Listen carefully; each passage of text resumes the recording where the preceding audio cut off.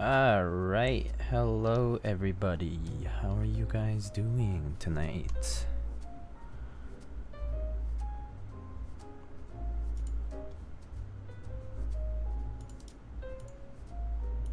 Good, good. I'm doing well, thank you for asking. Wait a second. How do I... Okay. Just trying to figure out some settings. New settings, or not really new, but oh crap. Crap.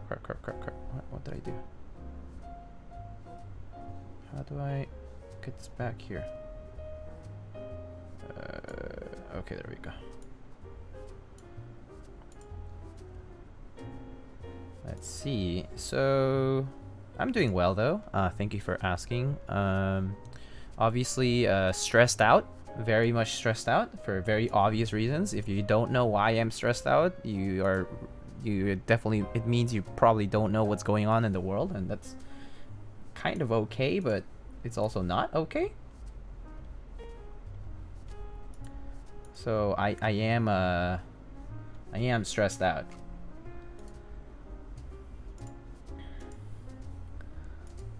Gmk Pro? No, that doesn't stress me out at all. I don't care.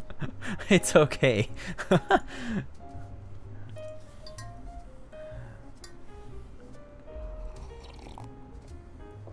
Okay. Drinking tea? Yes, I'm drinking some... I forget what the tea kind is. I have the tea bag over there.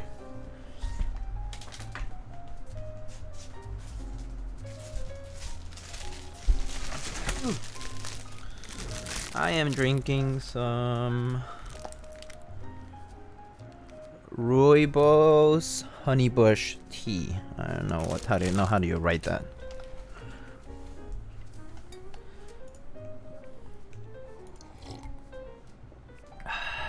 Salaryman HHKB, yes.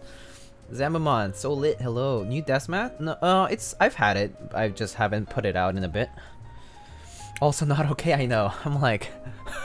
The past like 20 hours have just been like, I pretty much like stayed up and like, yeah. Yeah, it's been a wild day.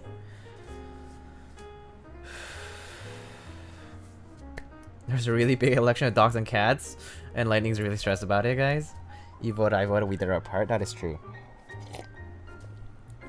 Drop running a blatant copy of a set, very stressful times. Okay, that kind of does stress me out. Yeah, okay, acceptable response to that. I do think that's a bit stressful. That there is a bit of what is that? Stepping over the lines. Heiny bush tea. Heiny bush tea.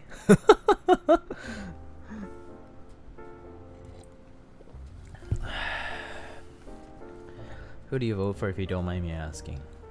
I voted blue. Yeah. But anyway, let's get on to this, shall we?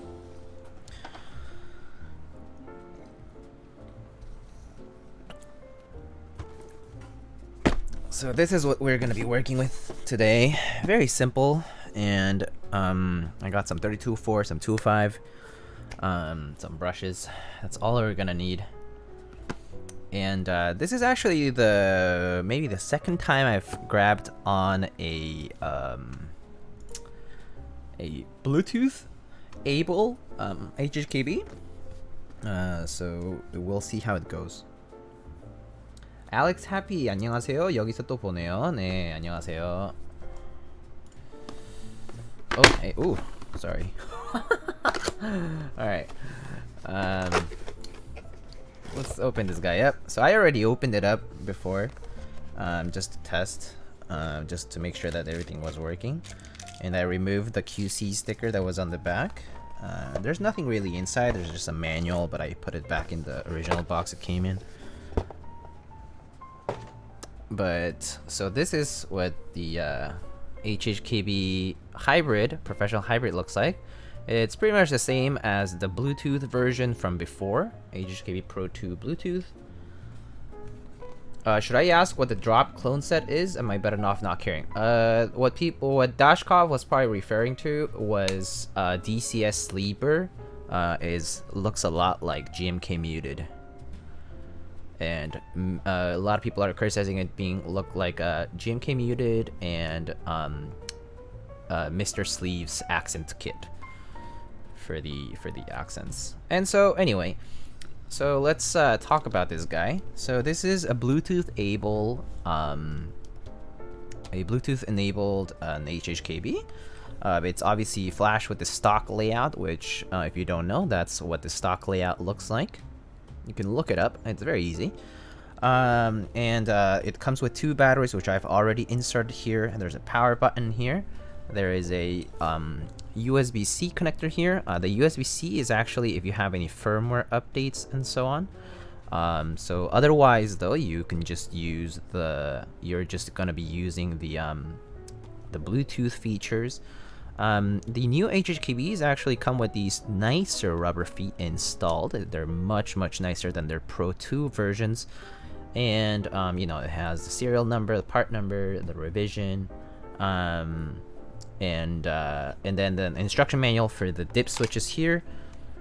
So the HHKB has some dip switches here, numbered 1 through 6, that basically do different things. So for instance, if you turn off 1 and 2, it's the HHK mode, and then like on and off, it's like WinKey, Mac, and so on. Basically, it adjusts different parts of the layout after you turn it on and turn it back. I turn it off and turn it back on. But the dip switches basically do that. Can I connect it to my ceiling fan? I know you can connect it to your iPad and your phone as well. So it is usable with other devices as well. So anyway, so like you basically just turn it on by pressing the button. Right now it's already connected to my computer. So like for example, if I go to a typing test here, I can just, you know, type away, right? And it works. So that's just Bluetooth connected. So just something to note. And it currently works because I just paired it with the Bluetooth in my computer. So Wencan008 was asking, how are the rubber feet on these new ones compared to the old ones? You can look yourself. They're actually pretty nice. They're actually nicer than the old ones. So I have the Pro 1 here, which has these older, like kind of like bump-ons that are sort of like have a bit of a curvature there. The new ones are actually just kind of like this grid, and they're very grippy. So they're actually quite nice. I personally enjoy these more. Also, I just realized the chat box was closed for some odd reason. It's back on.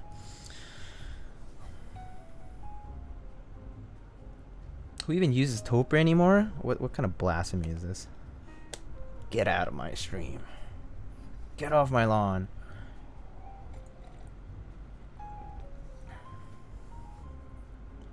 But yeah, the Bluetooth one is quite nice. In my opinion, if you travel a lot, or if you're like kind of moving around between like the office and home and you need something to carry around, the Bluetooth version is really nice. The battery essentially lasts forever, okay? The battery really lasts a long time. Compare that to the lithium-ion batteries that you can use with a Hasu controller on a regular HHKB Professional 2, which is actually a separate controller too, which you need to purchase for like 60 or 70 bucks, and then like a $15 battery and whatever. It's quite a bit, but it also doesn't last as long. So the HHKB with the Bluetooth integrated into it is a lot better in terms of battery life. The only problem is that yes, functionally speaking, like aesthetically speaking, you're gonna have to forsake this part here. It uses a special controller inside, and this battery compartment, which uses 2 AA batteries. How do you lube a membrane? Yes, you lube the sliders or the housing.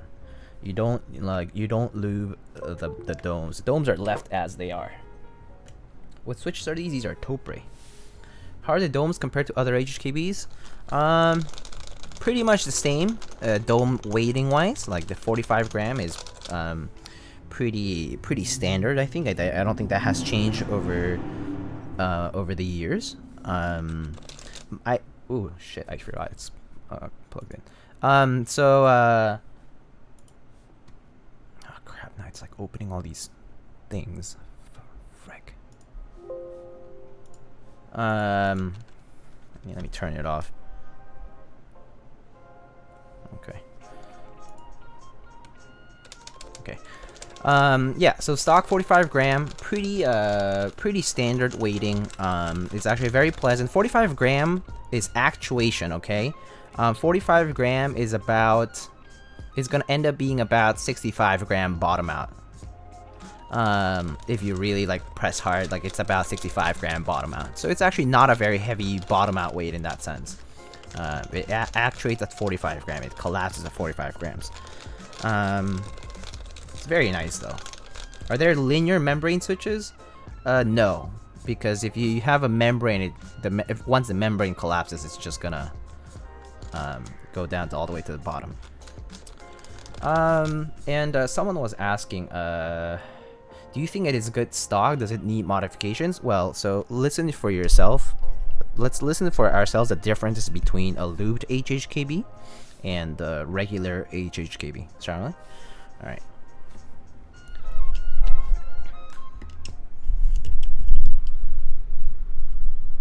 So I'm just gonna put it here maybe. And then you can listen. This is a lubed HHKB.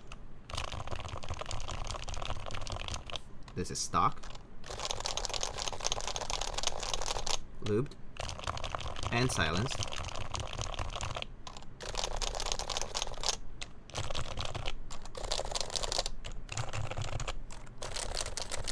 Right? So the HHKB Pro 1, or this is HHKB, which is lubed and silenced, sounds kind of like more muted. I think there is not much of that, like, kind of like, it's almost like a rattling sound that the sliders have when they're stock. I will have to say though, the stock stabilizers on Topre, specifically the new ones, these new version, are actually a lot better, infinitely better stock than the older Pro 2s. It's been a while since I've used a stock Pro 2 or a stock Real Force, but this is like, it clearly has some sort of factory lube in there.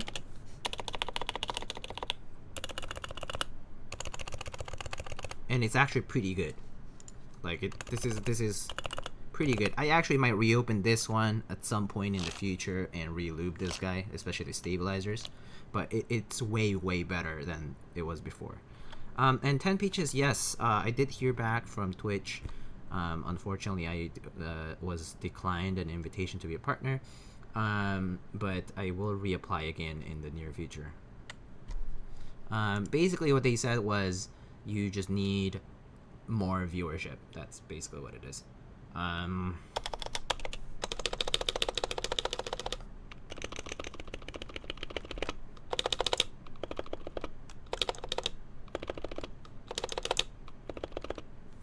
Yeah, so that's what stock HHKB sounds like. So actually, let's do like a typing test, because I think I would like for you guys to sort of get the idea of how this one types, and then we'll compare it at the end of the stream to, I mean, like, you'll kind of remember what this compares to with the lubed version of this same, device. So let's actually do that. Why there's so many loud cars outside today. Actually, I know why, but it's just really annoying. So,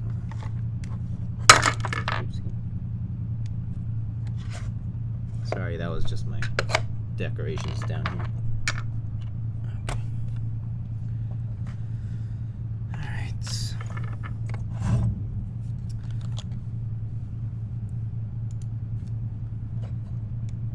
Okay, so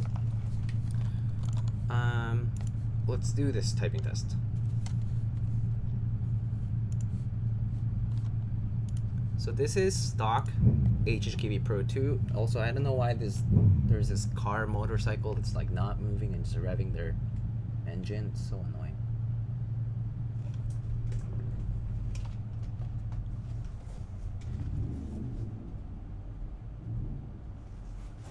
Okay, I think they're leaving. Alright. Sorry to hear I missed the last couple of streams. No worries, no worries. You don't have to be sorry about not being here. Yeah. Alright.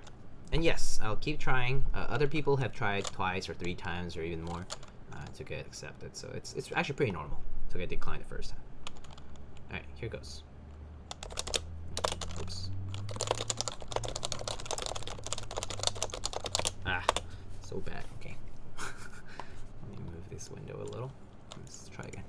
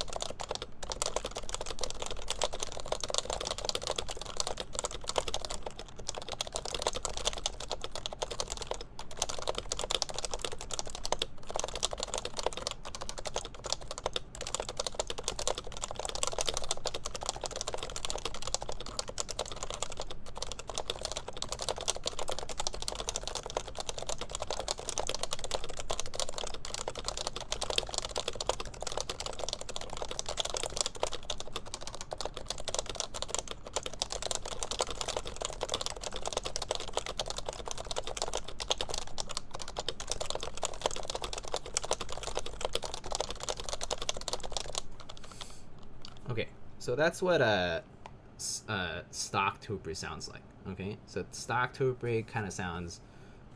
It has this like upstroke sound that's very kind of like rattly, or I'm not sure how to describe it, but it's just very like loose, right?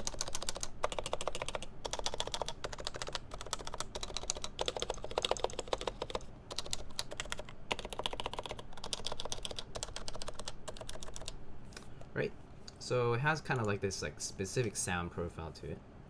New lighting, yes. So I moved my light. I moved my lighting this way, so it's shining from over there. It's actually, and now I have a very large dome, so you can actually see it over there. So there's this large dome.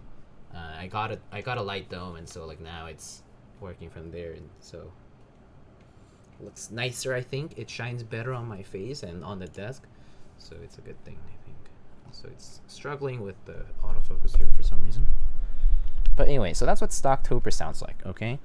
And we're gonna go ahead and lube this guy and compare it to something else, the lubed version of this later on. So we're gonna lube it with Tribosys 3204.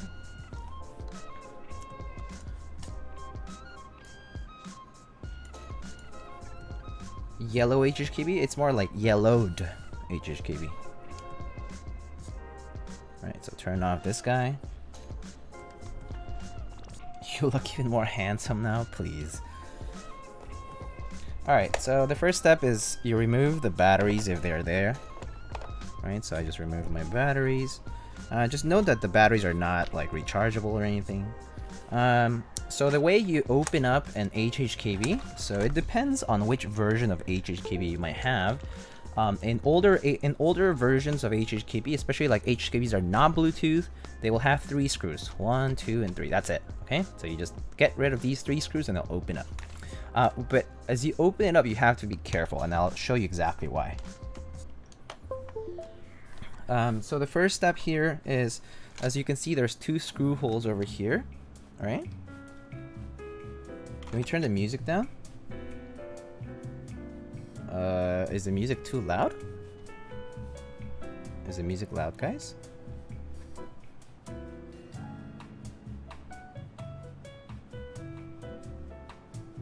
Well, let me know if the music is loud. Okay, so in Bluetooth, right? In the Bluetooth version, you can see that there is a bit of a remnant of adhesive here, but basically there is a sticker here that basically says like do not remove. It's basically the QC sticker or the warranty sticker for your HHKB that has Bluetooth. So if you remove it, then you know you're out of warranty. But basically you need to take it off in order to you know, get rid of this screw. So I already did that before, and I actually kept the screw aside just in case. And so let's actually take off the... Let's take off the screws.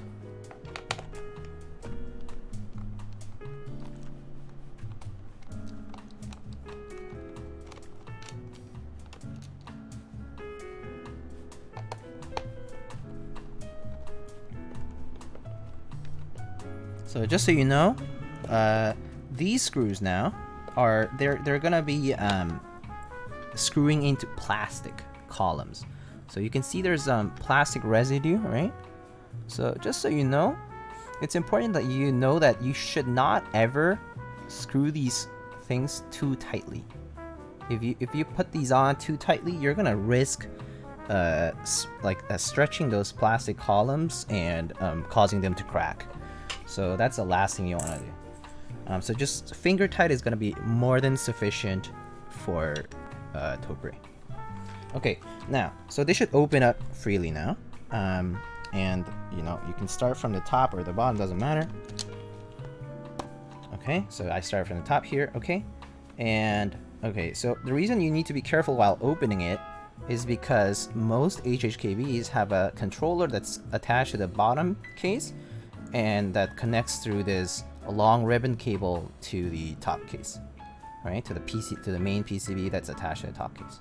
So you don't want to just open it up and like separate them, because you're gonna break that cable. So you just carefully do that, and then in this case I can just, so in this Bluetooth one, it has this ribbon cable that has I wish I could show it better.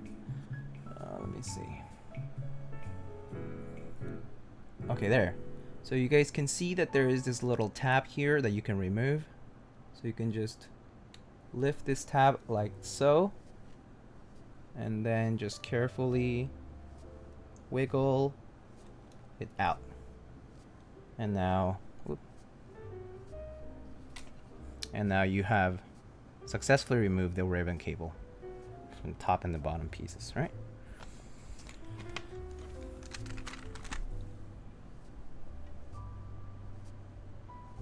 Okay, so that's how you remove these two. So the bottom piece, you can see it's just that this is going to be your Bluetooth controller and your battery controller. Looks like they cheaped out on the cable compared to the Pro 2. Actually, I like this cable more than the Pro 2 cable. The Pro 2 cable is actually harder to remove. This one is actually much nicer because it has this locking mechanism. This cable is much nicer. The Pro 2 cable, or the Pro 1 cable also, it's a plastic enclosure for the connector, and so you need to pull with quite a lot of force, which risks you breaking the tab. This is actually way nicer in my opinion. Yeah. Anyway, so this you can just put it aside. We don't need it for now. And now, what's very characteristic of Topre, okay, is that Topre has a lot of screws in the bottom. Every Topre keyboard has a lot of screws.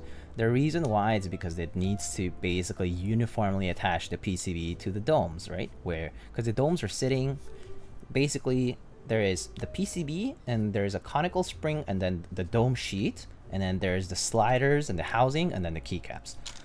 So that's why this has a lot of screws. So what I'm actually first going to do is going to be remove all of these keycaps. So we're going to remove all of these keycaps first.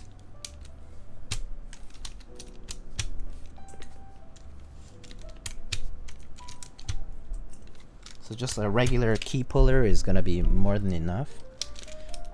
You can wiggle a little bit to help it come off.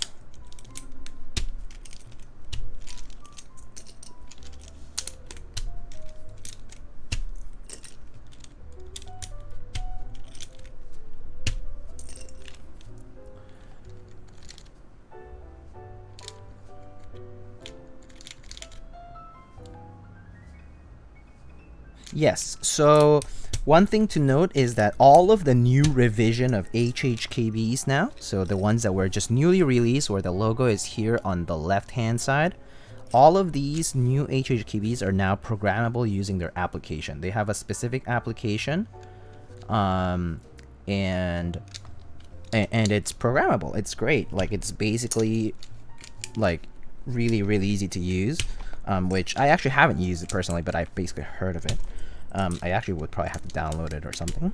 I'm actually going to try it out later in a bit, once we're done here. But yeah, it's reprogrammable for all the new versions. So yeah. And in the case of the Bluetooth, you can also plug it in to update its firmware if it has any updates and so on. And they all have USB-C now, so that's pretty nice, as opposed to USB Mini, which is characteristic of all of the other boards in the past. Yo, Mr. Chongasaurus, hello. Hello, welcome. Oh my god, Lightning Keyboard is the fastest man in the world. Hello, Mr. Chongasaurus. Lalabop. Huru, Kioni, hello. Hello, everybody. How are you all doing? Basic Bills, you were just here just now. But anyway, welcome everybody to my shaky stream where I'm removing caps from a Topre board. We're doing Topre only today, so no MX stuff. So if you're not into Topre, might not be the stream for you. But I'm doing this on stream. I normally could just do this really quickly off stream, but the reason I'm doing it on stream is just because I want to make sure that people see at least once how I do it. This one's kind of tight. Why is this one so tight? There we go.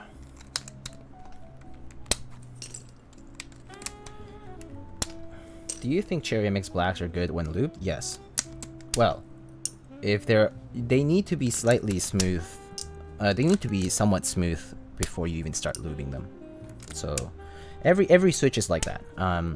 You can't, lube can make a good switch better, but lube cannot make a bad switch good. Just FYI.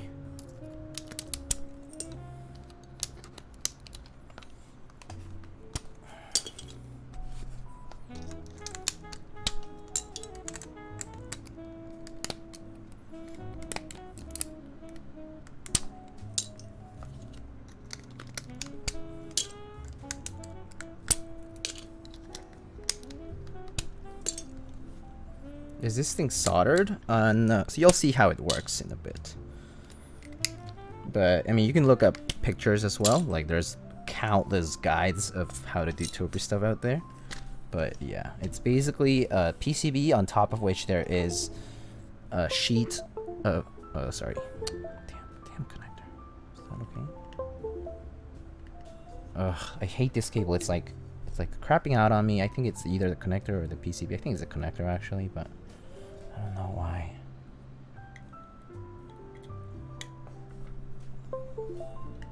Okay, there. Alright, and the space bar. The way I remove my space bars on Topre boards is I just grab it from two sides. And I carefully lift it on both. And then there it is. That's Topre space bar. As a stem, those are the two stabilizing points. And then under HHKB's the spacebar key, there is this little spring that adds maybe like 5 grams or so of force. How difficult is it to change a Topre keyboard to be MX compatible? You can make them MX compatible with Topre like MX compatible sliders. But the problem is that other than Nova Touch sliders, they are very they're not perfect really, and so the fitment can be a little loose, or the fitment with the MX keycaps can be a bit loose. So they're not like OEM produced and like perfect. Like the Real Force RGB and the Nova Touch have made MX sliders for Topre, but it's not. I don't think it's still quite the same.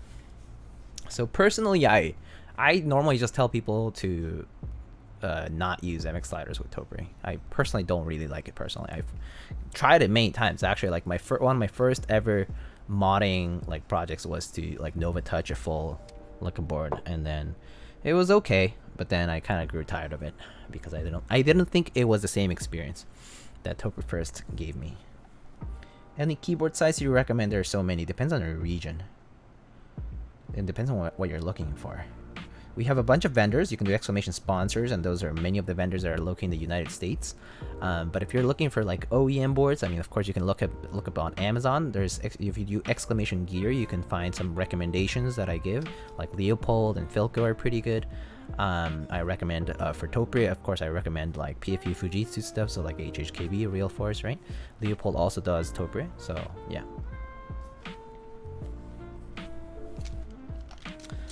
And yeah, it depends on where you want, what you're looking for, that you can purchase stuff for keyboards, related to keyboards. And of course, there's like KBD fans. They ship from China. Yeah. All right, so let's continue on the next step.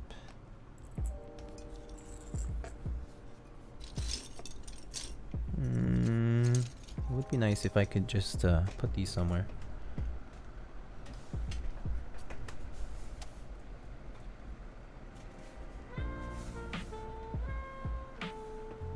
Box around here. Where did it go?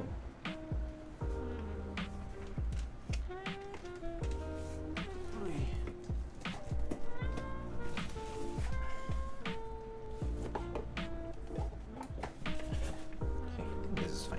I have this box from my big Switch before.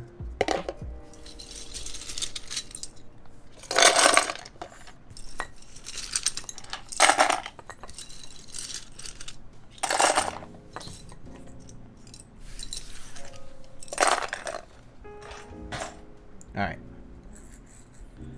So we can put that away. What color for the Vega? Get one of those keycap box from Dixie Mick. I'm good. I don't need Tupperware. More Tupperware anyway.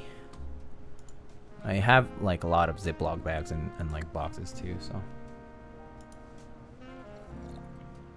Can you lube Leopold? Yes, you can. Any Topre keyboard you can dismantle and lube for yourself. Just look up the guides before you do it.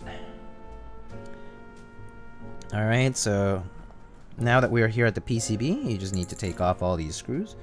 I just like taking one from the left, one from the right, one from the left, one from the right, and so on until we get to the end.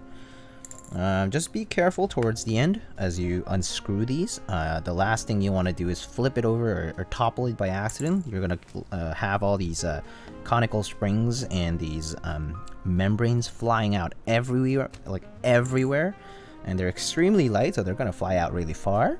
And if you lose one of them, you're pretty much that. You don't have one, one of your switches is just not going to work anymore. You have to find it. So anyway, you basically remove all these screws one by one.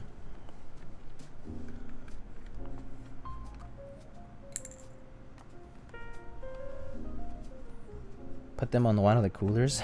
That's not a bad idea. I actually just never use anything to like put things on because I feel like I always risk dropping something. So I didn't really ever bother. But I'll show you what I'm about to do. Okay, so anyway, so you start removing all these screws, and now we're getting towards the end of the screws. There's maybe like 7 or 8 left. But towards the end, we definitely want to be a bit careful. So you just want to take it easy. Don't rush it. Like don't do any like abrupt movements or anything like that. The domes are a pain to line up. Yeah, that is true. Alright, going back to work. Talk to you later. Sounds good, Mr. Zombaman. Have a good work session. Yo, what's up, gringo? How you doing? Another question I've never typed in Topre. Why has MX compatible keysets and boards taken off so much more in comparison to Topre? Because for Topre, the reason for Topre being like that is because Topre has a license attached to it, which was not voided until fairly recently, whereas MX, it was kind of like a free domain in that sense.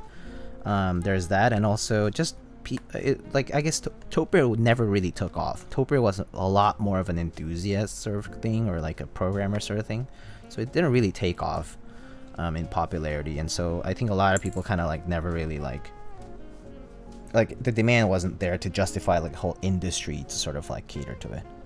There are like some Topre options, like you've seen like KOD fan sets and like other things, but they're not just, it's still just not enough demand wise.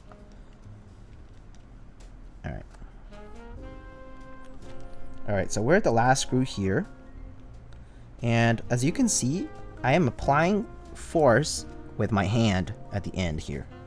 Reason being that I don't want this PCB to separate from the rest right now, okay? I don't want that. That's the last thing I want. I want to pick up my PCB here, make sure everything is stuck together, okay? Alright? Make sure everything's stuck together, okay? The next step, this is the crucial step. Don't drop it, is correct. You don't want to drop it, okay? You just want to carefully, right? You just want to carefully flip it over like that, okay? And then you can just put it down, right? Put it down, apply pressure and put it down. Okay, now it's down. Okay? Perfect. So now that it's down, okay, we just want to carefully remove the top piece, but you need to be really careful in not lifting the domes from their positions, okay? So we're just gonna carefully lift this. Just look down and see where the domes are sitting. Okay, there we go. Boom. Done. Okay? So now you can see these are the sliders in Topre. So when you're pressing on Topre, you're pressing on keys like this one, and then this is a slider, right? That black slider, that's like a plunger. It goes down, and this flat surface presses on the dome, and the dome, below each dome is this small conical spring, okay? This conical spring compresses and causes contact with the PCB, and that's what causes you, that's what helps you, that's what basically actuates the press. Oh my god. Imagine if this rate came in right in the middle of the flip. But I did the flip before, so we're safe. We're safe. Hello, Apiary. Hello, everybody from Apiary stream.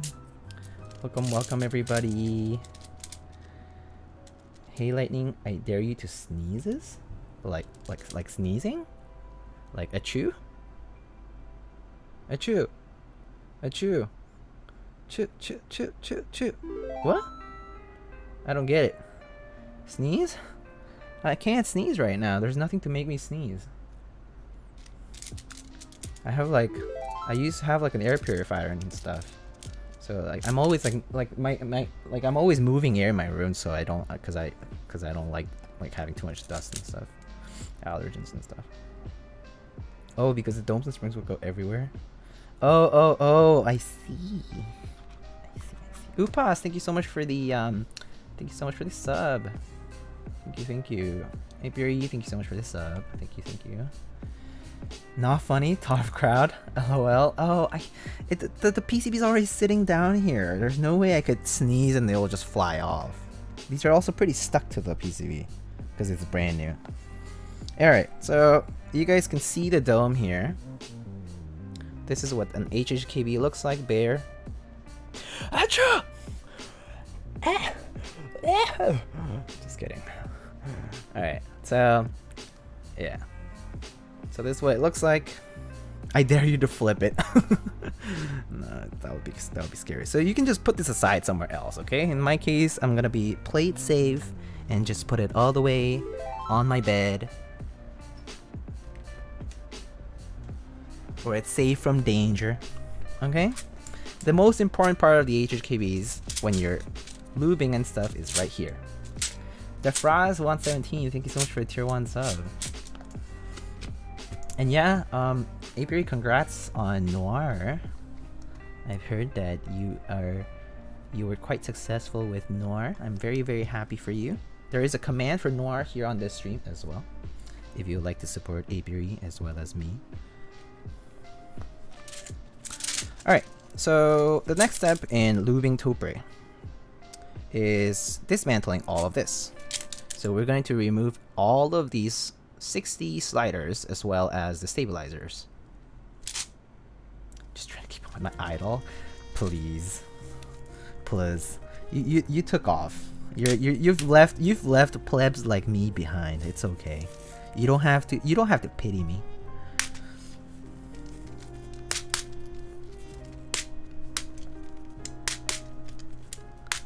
So I just use my fingers to take them off.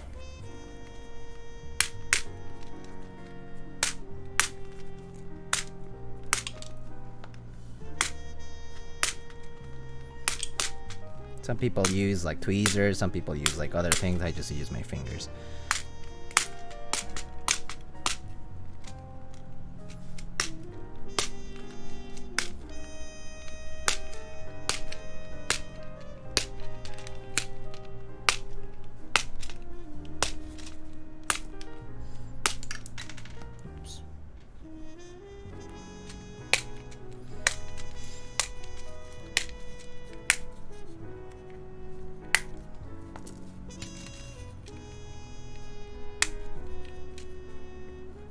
Left Diego in the dust, Peppa hands.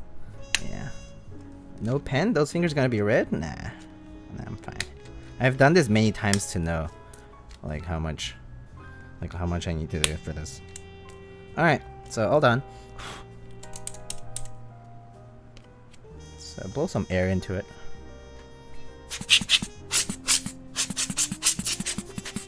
So sometimes you might see like little pieces of like bits of plastic and stuff.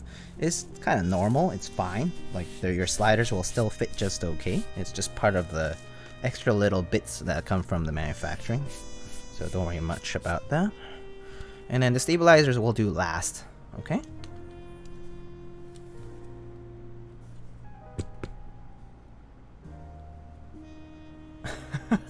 Papi fingers strong after all those brass plate struggles. Yeah, I've been doing this for a few years, you know? It's all that experience. Not anything like snapping and switches to that single brass plate. Oh my god, Singer. Like TGR brass plates though. Whew. Nightmare fuel. Alright, actually we could remove the stabilizers as well. So for the stabilizers, they are held by a piece of wire that's clipped over there on a plastic clip at the bottom of the socket here. So you can just remove those first, like unclip it from that.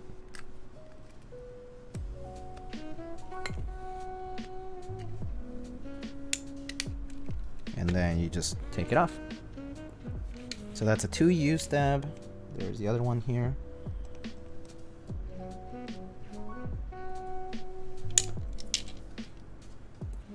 Alright, and then the spacebar one, you can only take out the wire, so you can also take out the entire housing, but I would rather not necessarily have to do that. Actually, I could just dismantle this too. I'll do that. So there's two tabs that hold it from here and from here, so you can just press to remove, like with the tweezers or whatever. You can just remove them entirely like that.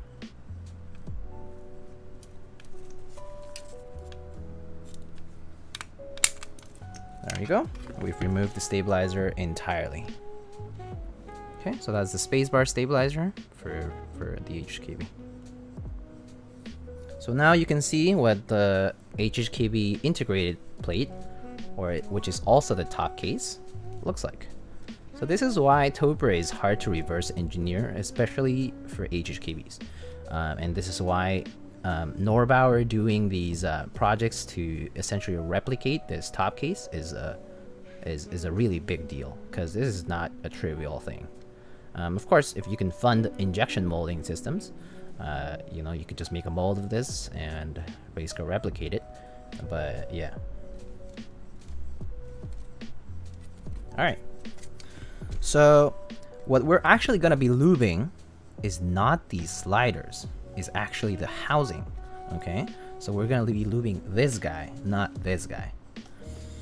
So let's go ahead and do that first, and then at the end we're gonna do stabilizers.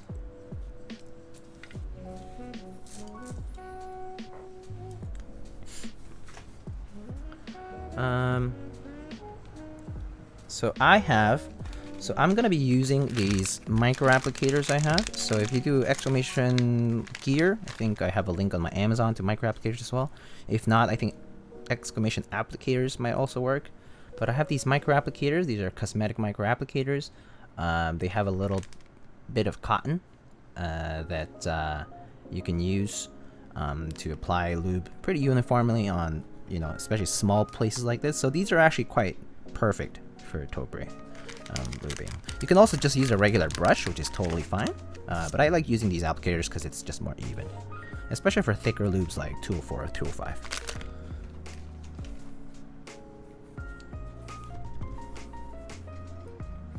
Alright, so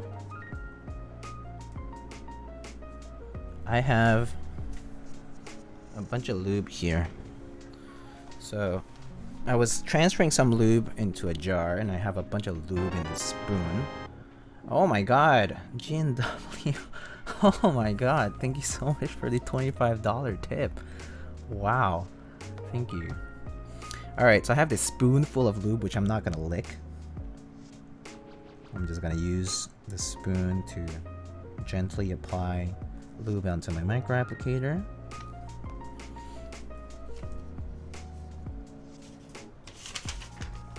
Maybe I'll just use this as a holder.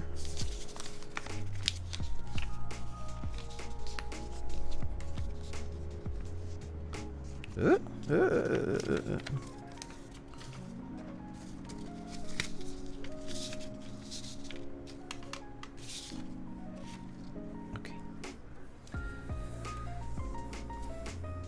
All right. Forbidden yogurt. I want to buy some inks for my upcoming build. I heard inks V2 are pretty bad. Should I find some V1s on MM? V2 inks are okay, but you just get more extras than normal. Yeah, that's what I heard too. I haven't bought new inks in a little while, so I can't say much about it. You'll be paying a pretty penny. Just go for JWK linears. Yeah, that's a good suggestion as well. Oh, driving home, Dennis? Okay, drive safely.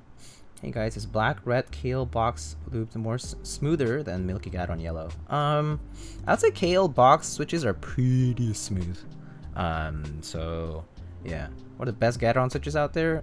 If you want good bang for the buck, milky Gateron yellows or milky Gateron blacks are pretty good, like milky top, black bottom. Or you could get Gateron inks, which are much more expensive, but they're pretty smooth. There's like other stuff like Gateron giants and like other variants that have come out over the years, but I would say it depends on what you want. Also, like if you want a clicky, linear, you know, tactile, you definitely want to first pick the type of switch first before you pick what makes milky top better again than full black. Oh, so full black is a little bit new. Full black, I'm not sure how full black compares to milky top. People have said it's relatively similar. Okay, so for lubing these guys, okay, all I do is basically do like pass the lube like this, and that's it. You're just lubing this rail here. That's all you need to lube, okay? And same for the other side.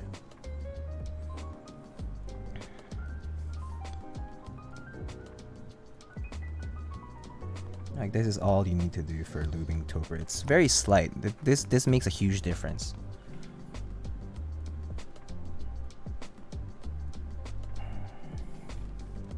Milky top sounds a little deeper than full black. Oh, I see. Yeah, so I'm not sure about full black being different like that, but I know that for the clear top, it's definitely a bit of a deeper and creamier sound than clear top. Yeah, which is why people will favor them.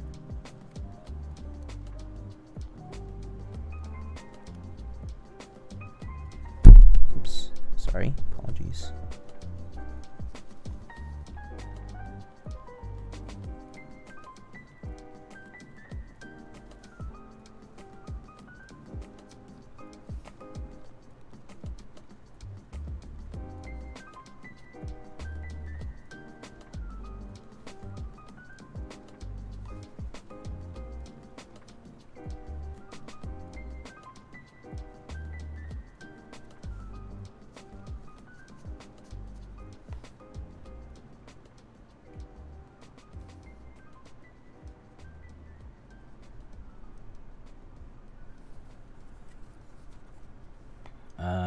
Opinion KBD fan sliders for Topre.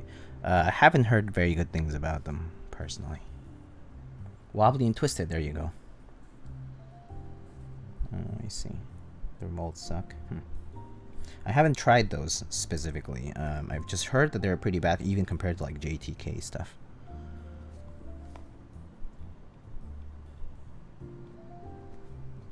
Because JTK made sliders a long while back too, you know?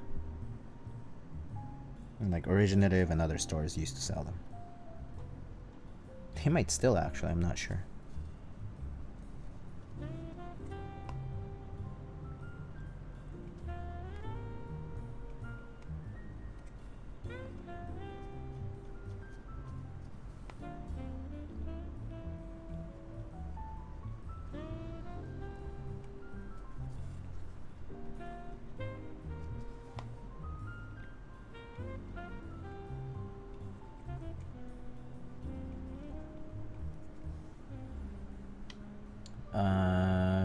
Trying to find a Nova Touch for my 660C.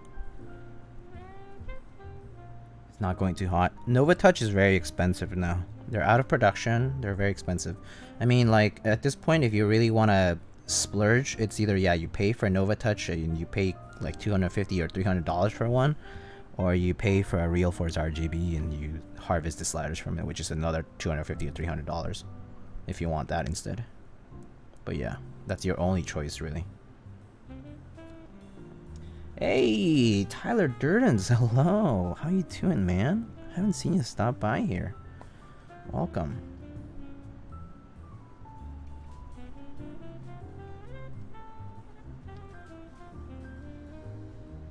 One sold in Mech Market for $250 today. Missed it by 5 minutes. Shows your Topre artisans. I will later on. Most of them are Klaxon bros and some Whittle Kitty and Key Collective stuff.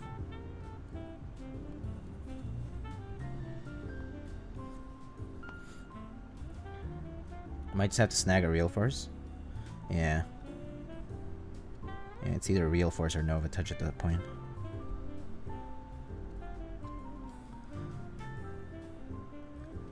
I haven't seen someone do a Topre stream in a while. Yeah, that is true. There's not much Topre these days. Specifically a stream of Topre stuff. I know that Nathan did one like ages ago when he lived like 2 houses before where he lived now. But yeah. People refer to that one pretty often. That's the one where I remember he dropped his HHKB and he had to pick up all the springs and domes. It's pretty funny. I fortunately have not made that mistake today, which is honestly such a relief. That's the last thing you want to do.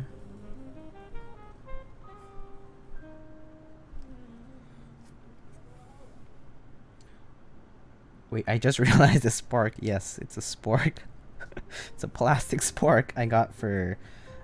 where did I get it? Did I get it at Chipotle? I forget where I got it from. Oh no, I think I got it from Popeyes. Yeah, Popeye spark. Yep, it has a Popeyes logo on it actually. I'll show you. It's the one that comes for their like coleslaw or their mashed potatoes and stuff. It's dang. It was the one utensil I had, and I was like, it's disposable, and I haven't, no other use for it. Might as well use it to change, switch out some lube into the other jar. So that's what I did. Chicken grease lube. Yeah. Look. Oh, it's opposite, but it says Popeyes right there.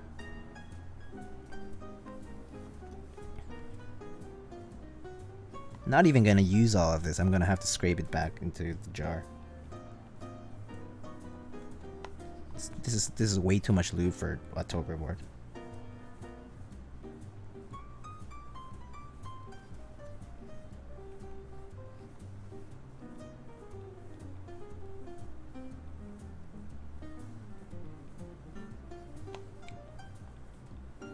Yeah, Topre really needs very little lube. Less is more for Topre, really.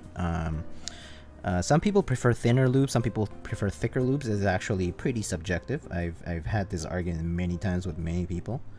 I prefer thicker lubes now, but there was a time when people would prefer thinner lubes. But the problem with thinner lubes is that the oil will drip down the sliders, because right now it's basically opposite, like it's upside down, right? So when you flip it over, the oil will just drip down, and then if it drips down onto your domes, you can actually corrode them in time.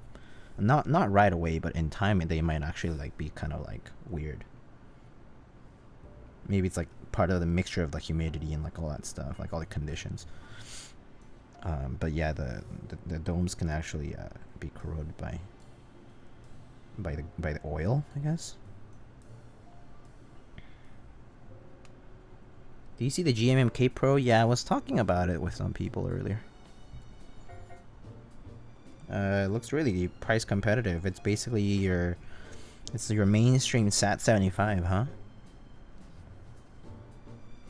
It's basically like glorious manjok mechanical keyboard. Manjok means satisfaction in Korean. That's what someone said. I think it was Mr. Chamchi.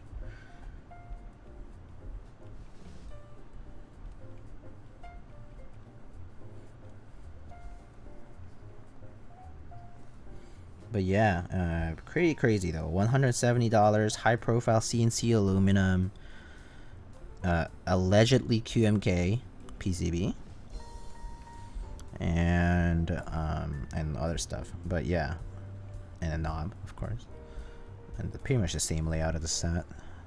No OLED, of course, but yeah, it's still very price competitive. I'm sure there's gonna be a lot of people saying like, "Ooh, Satisfaction's like $500 or whatever. This is 170, no brainer. This is already built, so easy." Different markets though, in the end. Custom keyboard market and pre-builts. But yeah, it's 100% the case that they saw the success and an appeal of something like the Satisfaction 75 and took it and did it. Yeah. Are we talking about Gmk Pro? Yeah. Gmk gonna trademark Sat 75. I mean, you can't trademark the layouts, I think, so.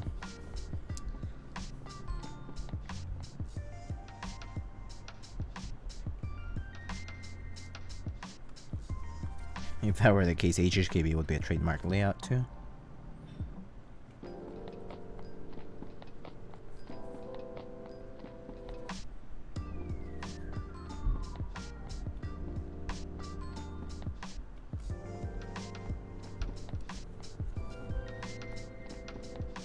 Three 1U to the right of the spacebar. Oh, I see. Very typical pre-built sort of layout for that. To have 3 1Us on the right of the spacebar is very unappealing to me, but some people find the joy of having extra keys. So I understand though, as a newcomer, it's like there's this like strange, there's like a misconception that like more keys, more function, But the whole idea behind behind smaller keyboards is that they have the same functionality and fewer keys, right? So it's like there's a really weird knowledge or understanding gap there, I feel. Canceling my SAT75 R2 for GMK. Well, congrats on the SAT75.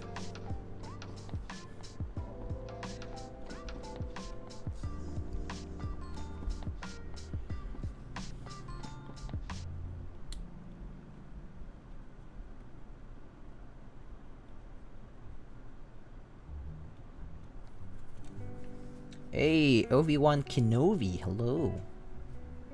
Oh, can I ask what desk mat you're using? I'm sorry, Dan Millman, I missed that. It's from GMK Apollo. It's one of the designs from GMK Apollo. If you look it up, it was sold by TX Keyboards for the US proxy. But yeah, it was one of those designs. I ordered the desk mat separately from the key set, so that it was shipped separately. Yeah, so that's what I did. I believe the extras might have sold already, but I'm not entirely positive.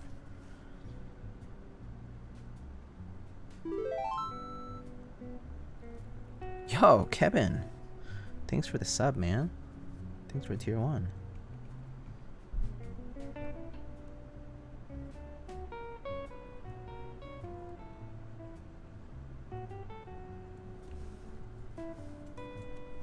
What drink though? It's this.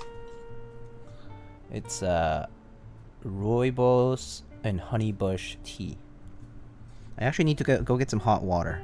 I'm actually gonna go heat up some water after I'm done with this one switch, or this one slider. So that way I know which rows I've done. And yeah, gonna make some more tea. If you guys won't mind waiting for a sec. Is that lube on the fork or leftover? It is lube on the spork. Yes, it is leftover lube on the spork. I was eating lube by the spoonful, by the sporkful, and it was just leftover. What switches are you gonna use? This is Topre AZDAN. If you don't know what Topre is, I highly advise looking it up. But this it's basically a form of rubber dome. It's like fancy Japanese rubber dome.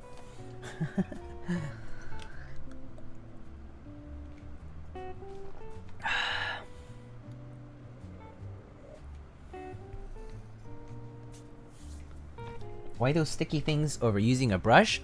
Because it's easier to control. Because it's shorter. It doesn't also it doesn't spread the lube unevenly. It's just easier for me. I'll be right back. Be one with the cut rubber. It's not in the words of Ripster, man. It's in the words of the Real Force box. Anyway, I'm gonna go heat up some water, okay?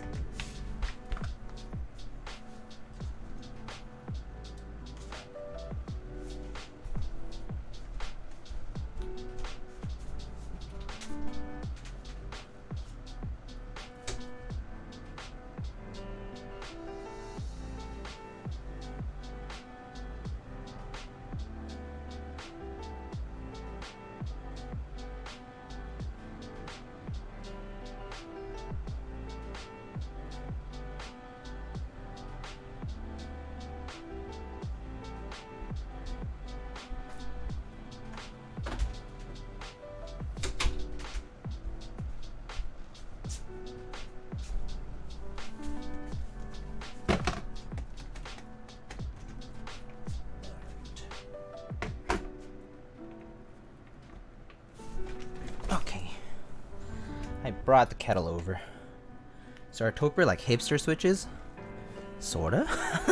I mean, it's pretty popular actually.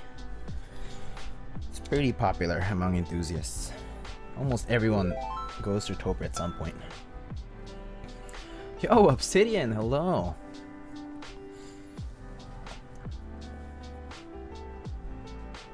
Thank you so much for the tier 1, man. Supposedly the best sounding switches? That's very subjective, I think. It's a very, very subjective thing to say.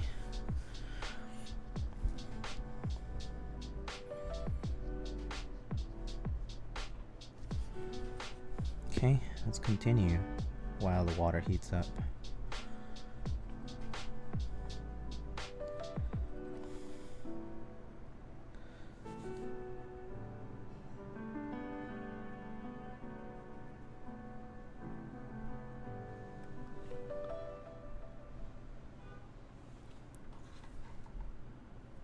Wait a sec. I'm gonna switch it over to the next one. Sometimes these little cotton thingies kind of displays themselves a little bit after you've done a few. So I just like swapping them out for a new one. Also, it's not my own build, so might as well play it safe. These are disposable anyway. Like 500 of them or something like that are like less than 10 bucks. Not even. I've been slacking on the lubing for my Topre build. Oh, I see. Maybe this will finally motivate me. It's really easy actually. Lubing Topre is actually easier than MX. It's actually the assembly, the disassembly and reassembly of Topre that can be really annoying because of the domes of the potential for the domes and the springs to like fly out if you're not careful. But otherwise it's super easy and very, very much not so, like, it's not that time consuming. It's actually pretty fast.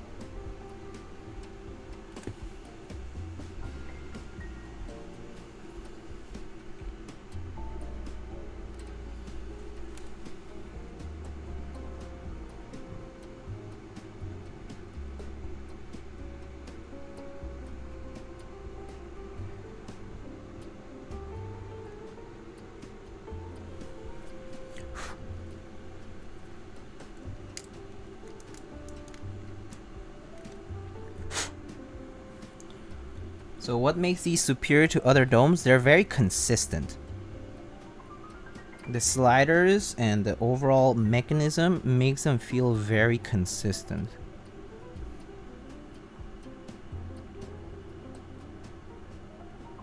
At least that's what's basically they're advertised for that. It's the consistency and durability of the mechanism.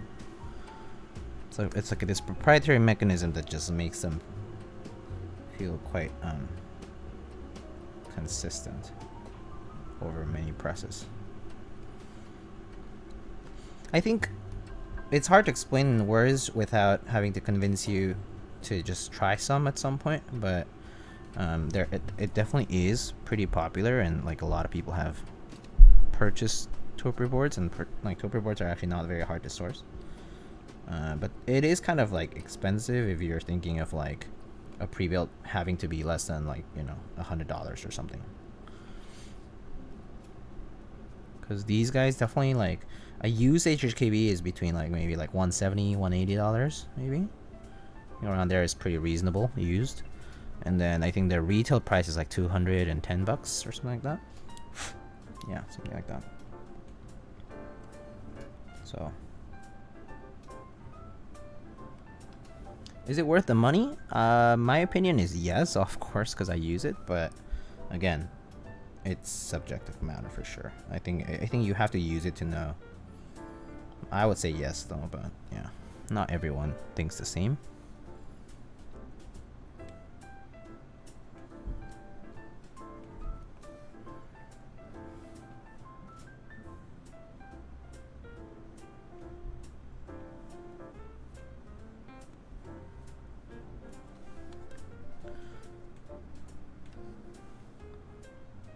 Price is hella inflated in Australia, like 300 US in Australia. Yeah, I'm sure that imports are inflated for that reason.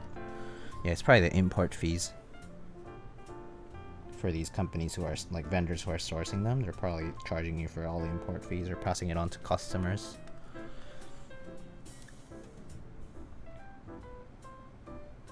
Do you remember the metal case that came out on Keycaps to swap in HHKBs? Yeah, it was not very. You mean? Oh yeah. That was, I think those were the mass drop ones at the time. Yeah, those were not successful at all. That was a while back. It was like 5-6 years ago.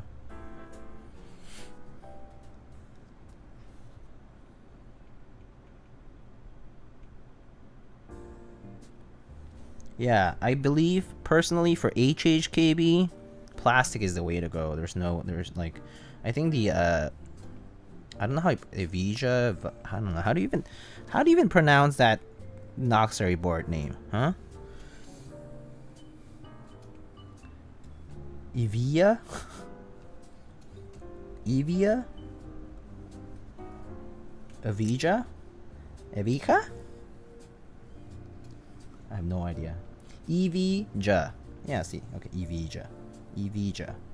I don't know where the accent is. Evija? Evija. Evija. Evija. Anyway, that board is made out of, it's a metal enclosure. And it allows you to use, it requires you to, it uses a plate on its own. It uses like a metallic plate that's provided, or a plastic plate or whatever. And but the problem, no, not problem, but like the requirement for that board to be used is that you require harvesting Topre housings from Realforce keyboards in order to, from a Realforce keyboard, and then use your own sliders and stuff to basically transplant your build over. So it requires 2 keyboards to build one. It requires a Realforce and it requires your original HHKB.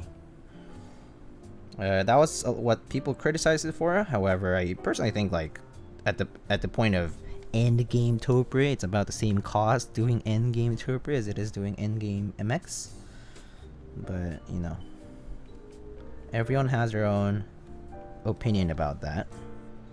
I think it's a pretty decent approach to Topre HHKB enclosure, for that matter. Let me see. I've heard of people who have bought Topre to try and disliked it and end up selling it pretty quickly. Yeah, I have heard of that too, for sure. Yes, it is unique. Gotta try it for yourself, yeah. Hypro build, waiting for my Evija, okay. Wait for a new open source project if I want to be lazy. Heavy Grill is interesting. Norbauer is gonna make one in Veracity steel with his own ABS plate. You gotta polish your keyboard like a watch. I don't want to polish my keyboards. I don't like polished metals like that. Why do people like these polished looks? I personally don't like the polished look. Polished look looks fine like on a weight. Polished look looks fine like on a... But why does the whole damn thing have to be polished? Why is it the surfaces that I'm going to touch have to be polished? That's the stuff that for me, I'm just like, man, it's so gaudy. Just sandblast that thing or brush it, you know? Brush stainless steel looks great. As well as sandblast it. I'll polish your surface. Yeah, I'll polish your knob. If you have a Satisfaction 75, that is. Or if you're getting a Gmk Pro, I can polish thy knobs. I have Brasso and Mother Mags at home. I can polish metals. Chinese bad. It's not bad, but yeah. It's just a little bit too much for me. It's not bad. It's just a little bit too much. Like, I don't mind like the Keycaps #2 stainless steel because it's on the bottom. You don't get to see that all the time. And yeah, sure, you move your Keycaps #2 from your desk. Well, that's because you're about to switch it over. That's fine. You'll wipe it off. But yeah, when it's like the full enclosure, like the top and the bottom, and the plate and whatever, like I'm just like, uh-oh, too much. Too much for me, man. But I mean, I agree it can look pretty nice, pretty interesting. It's a very interesting look, and I definitely don't discredit that at all. Like, I think it can look great. And yeah, shiny things are great too. I like glowy and shiny things too, but yeah, maybe not in excess. Heavy Grail in beige plus JS108 UW Hypercaps would literally be the ultimate endgame. That sounds great. What else are you even doing with your time? Making it look more classy and less kish? My time is not... nothing about my time or my use of time is classy and less kish. It's just... yeah, I'm just wasting my time here, huh? I'm not classy at all. Oh, I think the water is already boiling. Let me get that. Get that tea.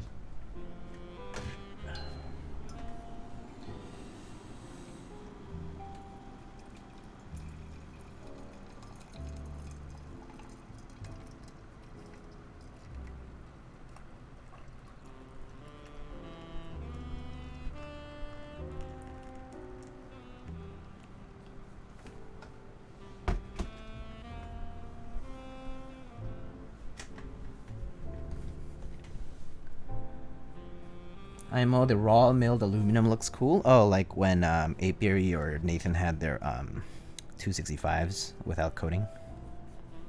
Oh, that's the wrong one. But yeah, that was cool. That was the cool look too, actually. I agree. Although I personally wouldn't like the metal to tarnish in time because of that, right? I think that would be the only thing for me, like being like, oh, I'd love to little bits of plastic.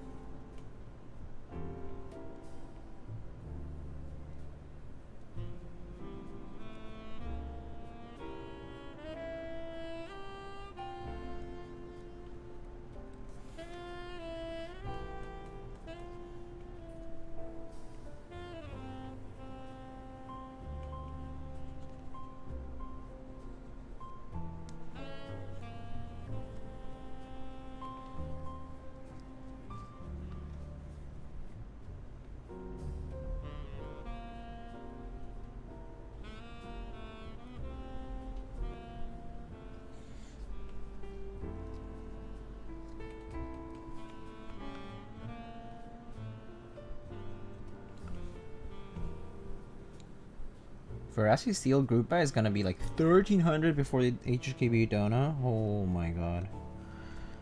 $1,300 for the case. Ho ho ho. That is nutty. That is crazy. That's so much money.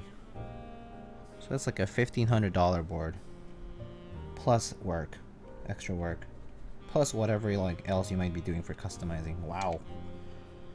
That is a very, very incredible quantity. But I'm sure some people will get it. There's people out there who really like their top of the line colorways and designs and limited stuff.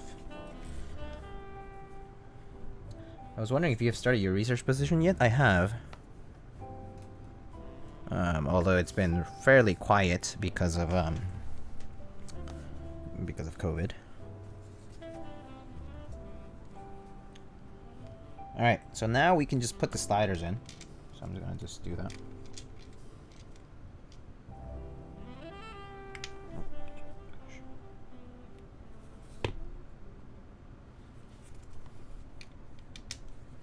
And then at the end we're gonna do stabilizers.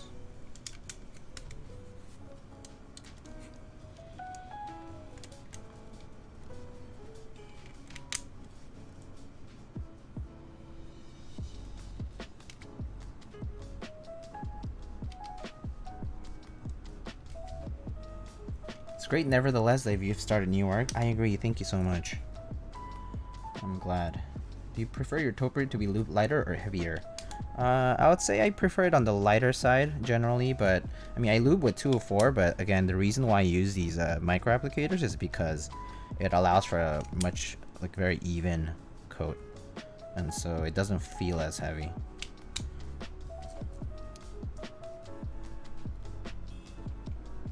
And like other Topre boards that I've done or like that I own, they're like lube with like 3203 a lot, or yeah, or even lighter than that, like 100 series Krytox, or like mixes that are pretty on the lighter side. So yeah, I think overall I think lighter is kind of my preference. But yeah, I think since like 3204 came out though, it's been a really nice balance. Like 3203, 3204 are really got a really nice balance for lubing Topre.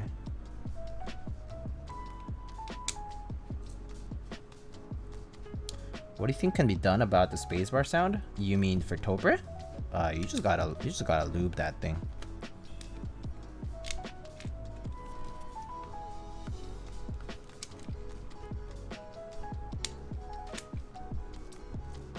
The sound of the spacebar gets a lot better once you lube. Yeah, lubing stabs is actually probably more important than the rest, but yeah. Mine has so much reverb. Yeah, I see. Yeah, it definitely has to do with also like a lot of there's like, you know, aftermarket like Topre keycaps, and if like the spacebar is a bit warped and stuff, there is going to be that like rattling sort of sound to it. So yeah, that could matter too. Yeah, I mean I think it's emphasized just because it's plastic on plastic. It's just like slapping against that plastic.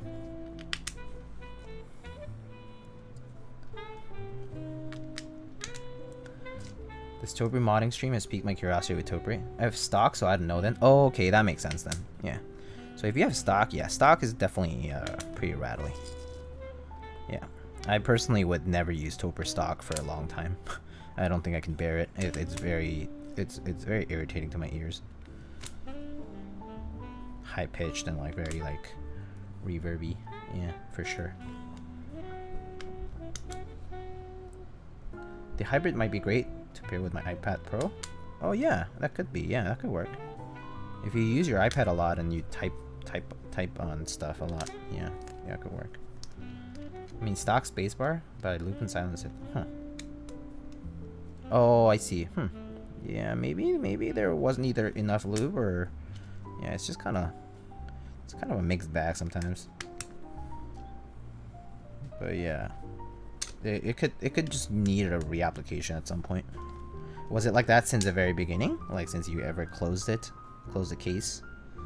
Because yeah, it Topre might need some reapplication every few years or something like that.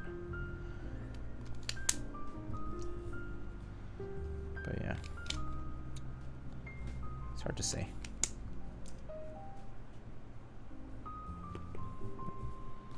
Ever since I lubed the rails and stabs, huh? I wonder why it is then. Maybe it wasn't enough. No, we'll see. This is actually my first time doing Topre in a pretty long time, I would say. So we'll see how this comes out. It should be okay, but I mean, it definitely is a bit of a toss-up sometimes, like a bit of a trial and error. You gotta like, you try this and then you know, you gotta like maybe add more, add less. So yeah, it's been a while for me too though. I actually should. This kind of makes me want to open up my own Topre boards to relube.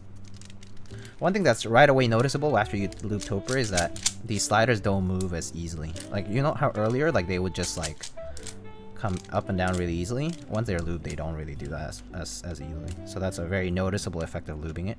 It doesn't mean they're very it doesn't mean these are currently like sluggish. It just means that there is a bit of that like lubing stickiness to the rails.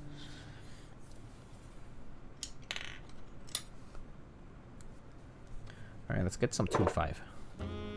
The key sounds so nice, but the spacebar SMH. Yeah, you might just want to open it up and redo that spacebar then. I've done that before. It's happened to me before, where I was like, oh, the spacebar is so rattly, what's going on? And then I just like opened it up and relubed it and it worked. It was fine. Okay, so for the so for the stabs, I actually like wiping off the old lube. I just take out the wire and I like wipe it off like that, like with a piece of napkin or something. I first like lubing the sometimes I enjoy it. I like sometimes I just like wipe off the remaining like stock lube from there. Just kind of like gets in the way. It's kind of gunky. Some leftover stuff. All right, and then you know, take some lube to my brush and I lube the interior first of these housings. Just a slight application is fine because there's not much really touching stuff. Like there's not much of this part like touching the wire or whatever, but it helps in case things are touching.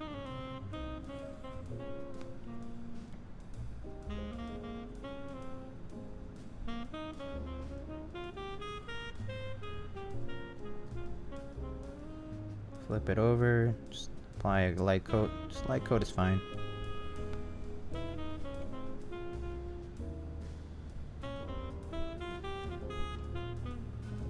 Okay, cool. And then now the wire is the important part, because the wire is the thing that does the rattling. So for the wire, I'm a little bit more generous in the lube, but no, it doesn't have to be like a crazy amount. Just kind of like when you lube your MX stuff. And so for the wire here, though, one thing that you should notice is that the wire actually has contact in here all the way in the vertical part before the L section of the wire. So you actually have to lube all of that section as well.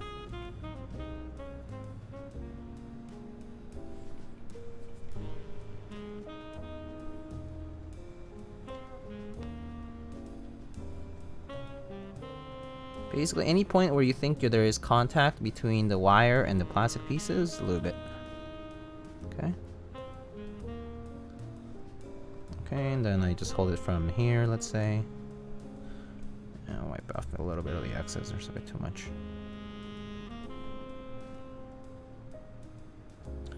Alright. Now, take some lube and do the other side.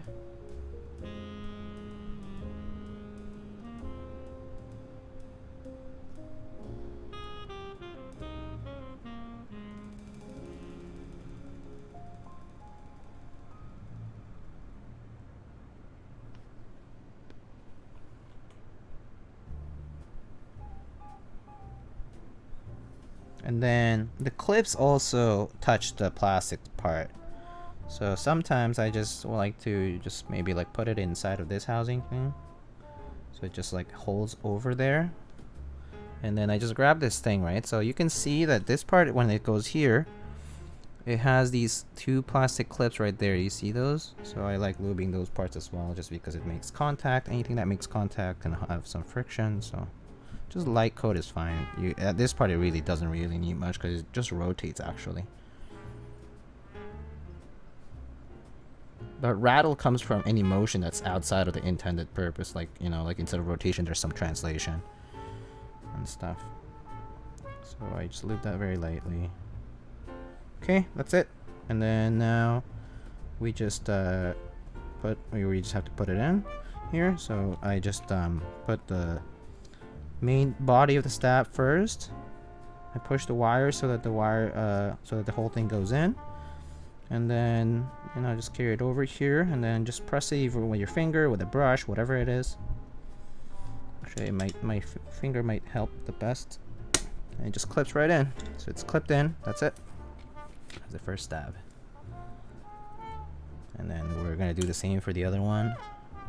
Wipe off the stock lube that was on there. Get some 205.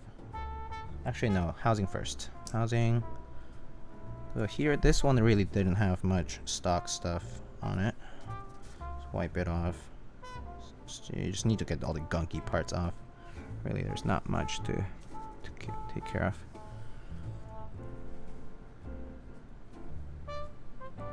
Alright, there's barely any factory lube on this one, so could be that one was the more rattly stab. I only follow streamers better than making keyboards than me. Let's see, everybody in chat, half the population of China, my grandma, that's about it.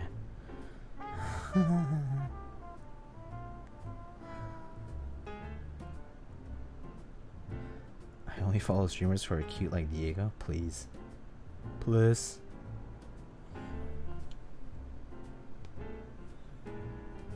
So who else do you follow then, Jeff? Who else do you think is as cute as I am? If that's what you're trying to say.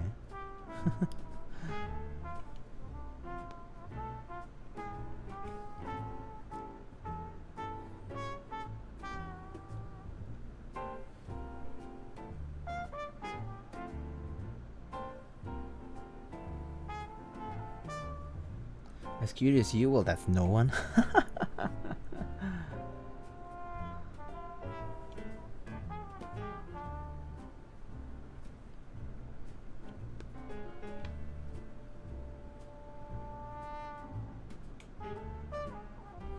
Oh, you're just trying to flatter me here.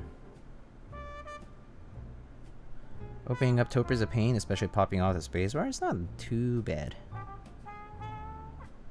And you lose that spring? Oh, I see. I mean, losing conical springs is the worst. Losing the spring beneath the spacebar is like whatever, I think. I think this board might not have one even.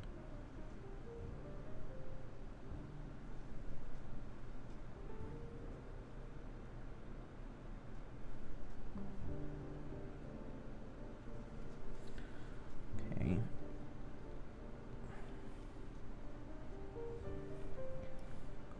He was not only the fastest, but the cutest.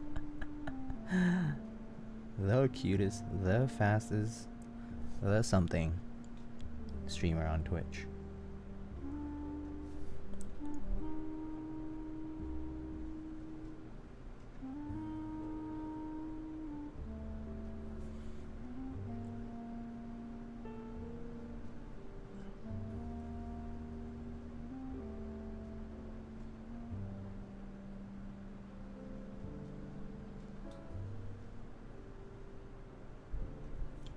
Alright, now same thing, put the wire in, pull it a bit so it just stays in there, grab it by the housing, lube a little bit of those little, oop, shit.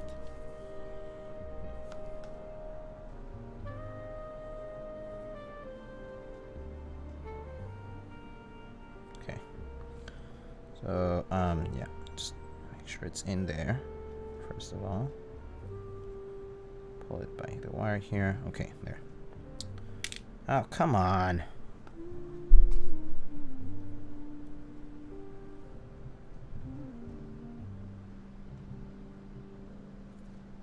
There we go.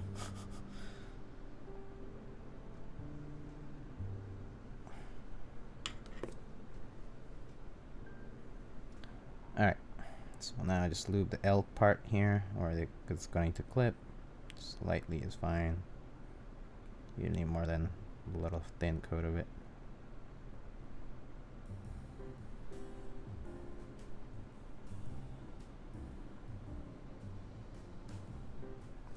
Alright, that's done.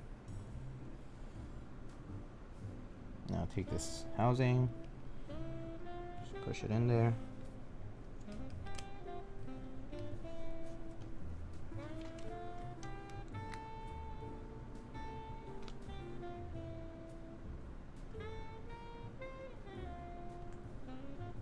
Okay, and then just clip it on. There we go. Space bar is left. So for the space bar, what we first need to do is disassemble it. So we have taken the housings off, but we just need to unclip the wire. So just carefully grab it with your 2 hands and unclip the wire from this part of the housing first. And then the wire is just going to come out like that. Do the same for the other side.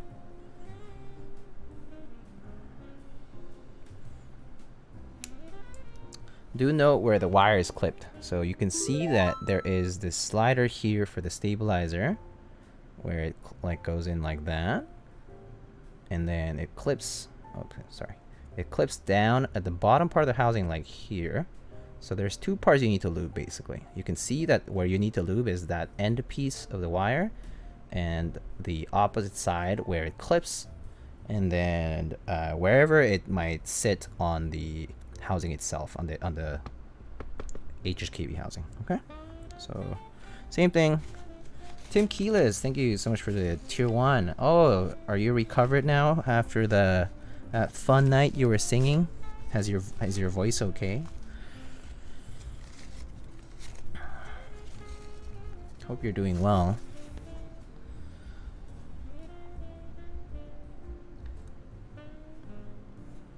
Singing Korean streamers, man. I can't do any of that shit. Would you say the stabs are the one thing you should be a bit more generous when lubing? Everything else should be very light with lube. Yes, that is correct. Soup is tasty. That's a great username. Soup is indeed very tasty. I love soup. But yeah, you should be more generous with thick wired stabilizers. Yeah, pretty much enough just to keep those parts like lubricated over a long period of time, because eventually once you start pressing and like using that switch or like using that stabilizer, that lube is going to displace at some point, you know, like it's gonna like spread a bit, and so you're just applying enough so that the like you can at least remain with a coat of it at the end. So yeah, being a little more generous doesn't hurt. Obviously you definitely don't want like full globs of lube.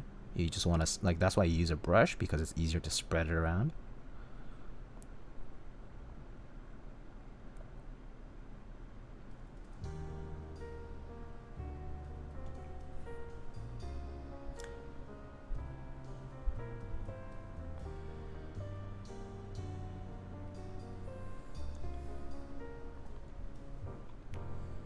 How are you doing today, Lightning? I'm doing okay. Well, I'm of course stressed out for good reason, but I guess we have to wait till tomorrow.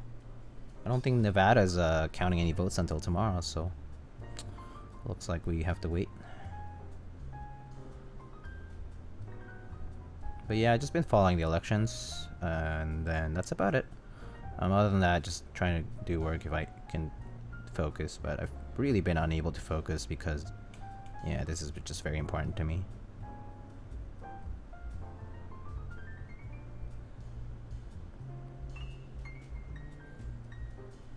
Okay, one side is done. Nevada out here taking a day off, yeah. Maybe they gotta... That's a bad joke, but maybe they gotta put their gambles in, you know? Put their bets in for the gamble. Yeah, no, but I think a lot of the votes are gonna be coming from Reno and Las Vegas, is what I heard, but I'm not sure. I need to look at the map again. But you know, Really wish I'd picked up that desk mat. It's nice. I've already dirtied it up, but it's nice. You can see that right here where my left elbow is, it's kind of dirty already. It has like some sort of marks. I don't know what it is. I think it might have, I'm not sure if it's food or something else. But yeah, it's okay. Whatever though. I don't really care.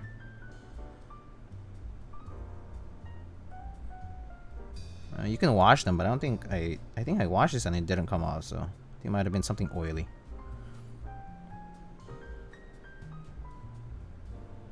Yeah, I think it was probably eating something. Or it might actually, it might have been Krytox or something like that too. I'm not sure.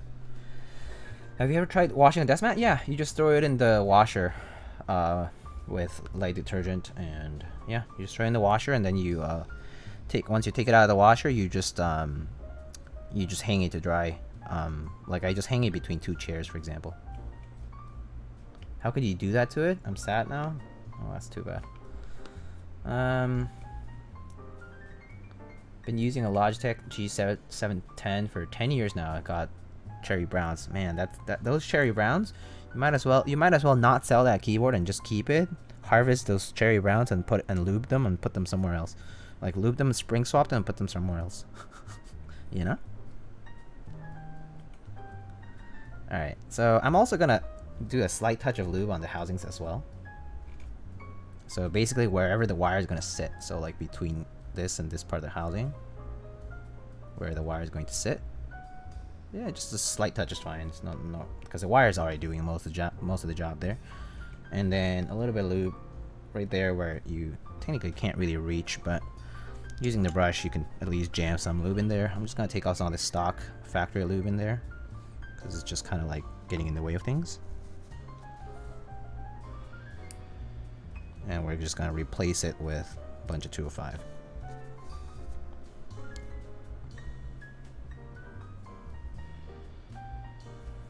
Okay, and then you just put some 205 in here. And you know, that's all you need really. It's not much that you need.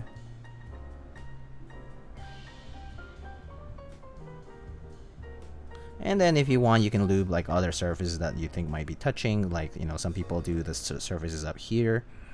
Like up here and here. Like you could do that. Like, you know, I could do that right now. So I actually don't mind doing that part because I know they do some contact, but it's not much. This won't really make a huge difference. I've tried it with and without before, and it really didn't make a big difference. It's really the wire that you want to address. But yeah, you can put some here. That's it. Alright, and then now we can just place the wire on one end at least. So you just put the hook in first, and then you clip on the other side. It's a little bit tough because it's a very thick wire and a lot of part that clips on, so you just gotta push really hard, and it just clips on like that. There we go.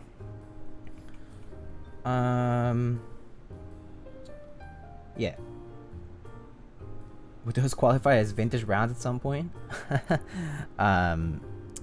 They're probably smooth. Yeah, if you've been using this Logitech 710 for 10 years, yeah, I imagine those MX Browns are gonna be pretty smooth, right?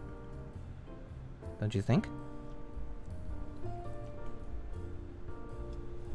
Alright, so same thing as I was saying, you just remove some of the stock lube that's in here just because it's just getting in the way of things, and it kind of looks gunky and nasty here. So just take some of that out, and then same thing, just light lube where the wire is gonna be put in. So here,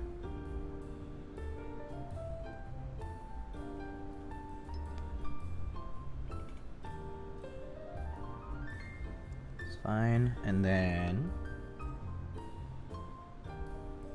a bit of lube where the slider is gonna be touching the wire.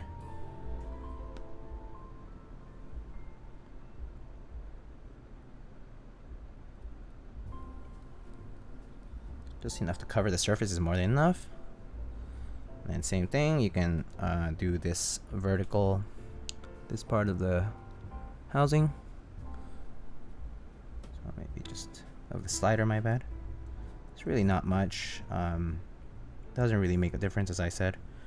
But you know, it doesn't hurt putting a little bit, as long as it's not too much, because if you make it too sluggish, then you're gonna have some problems with your spacebar return.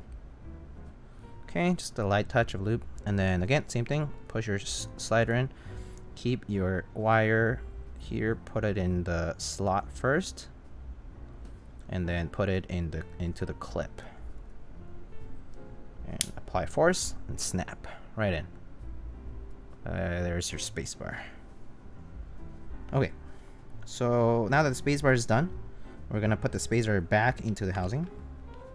So you can see that the spacebar might make contact here. The wire might make contact here, but it depends on the model of the HHKB. Sometimes they have a clip here, which you might want to give it a touch of lube. Sometimes they don't. In this case, I don't think it needs anymore. So you can just push it right in. Should clip on both ends. Boom, boom, boom. And then, you know, you can test your stabilizer just by doing, like, you know, pull it up, pull it down, see if it's wiggling or rotating or doing any weird things, you know, just check, you know. I might apply a bit of lube in here just because I have a feeling that if it, maybe in the future it could touch it, but you know, it's just enough to not cause friction there. Okay, that's it. Alright, so that's done. We're done with our lubing process. Alright, so now the testing part comes in. You don't want to fully reassemble before not testing. You need to test it. Okay. Alright, sorry about this. I like missed some comments. Figure destroying it by salvaging its parts would be a bit much at this point when with some Xylens. Oh, nice. I have an HHKB Type S that I've used for many years now. Clack Clack 1. Okay. Huh. I wish your name was Click Clack. Haha. HKB Type S that I've been using for many years now. I never bothered to open it up to apply lube. The only thing that I don't like about mine is that the spacebar is loud. With doing that, you are doing mute the sound by a lot. Yes, it would. Lubing any Topre keyboards is going to mute the sound significantly. In fact, the heavier the lube, the more muted it might sound. And some people even go to, I mean, like in my case, like I've gone the extra step and then also applied like those silencing rings, and that can also make it even quieter. So yeah, lubing is definitely going to do, I would say like lubing does like 60% of the work, or like 65% of the work, and then the silencing ring does like maybe like another, you know, 30%, and then you have like a bit of sound from the rest that remains. So I would definitely recommend lubing to silence a bit of the sound. Clack clack. Raditz, hello. Alright.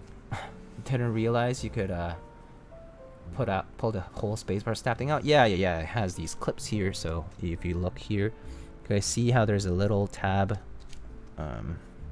It's being held by this tab and then this tab, so all you need to do is press those and it'll just come right out. The silencing rings do reduce the key travel a bit though, right?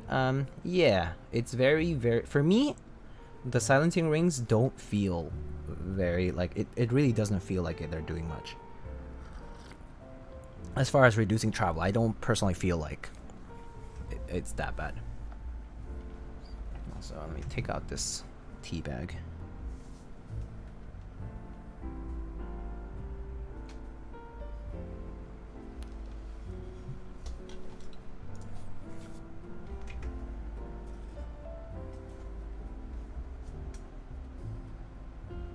Alright, so carefully bring the PCB over now. We are gonna test this guy. By testing, I don't mean like plugging it in. By testing, I mean testing how it's lubed. And the positioning of these guys, okay? So now this is the real important part. It's the second time you need to be really careful. So as you can see, this dome here is kind of loosening up here, so you just gotta be careful with that one. Okay, so now. Okay, sorry, this one didn't go fully in. Okay, there. Okay, good. All right, so now you just gotta place. So you guys see this pillar here, this plastic pillar. These plastic pillars serve as nice guides for you to guide your top piece against the PCB. Okay, so you can use these as guides to know where to orient your top case. Okay, so you basically carefully line it up the top, and then you pretty much just, you know, you make sure it's sort of lined up, and then you are going to hold up. It's the first time I've done the BT, so it's a little bit different from a regular Pro Tool. Okay, so and then you just lower it, and as you lower it, you're gonna lower it over the domes. So actually, I'm not sure I'm fully lined up, so I'm gonna have to be really careful here. Okay, so just over the domes, and as you press, so now you can see how as you press, see how all the sliders do come up at the same time as the, well, actually it's hard to see because it's, you guys are top down, right? But basically the sliders will come up, and you know, like I'm pressing in the middle, so I can like try typing in the middle here, and it, like you can feel that the conical springs are not making weird sounds or anything. But we're actually going to test that fully. So by doing that, so you need to grab on the edge here carefully. You need to grab it from the other edge here carefully, and now you have the full PCB under your control, right? And then you just flip it over again, bring it down, press it, just keep pressing, and then now we're gonna just take our screws, and we're gonna just put a few of these screws, at least just enough to compress it on both left and right and center. So just you just want to put screws in. Just finger tight is more than enough. More than finger tight, you're gonna break some of those plastic columns.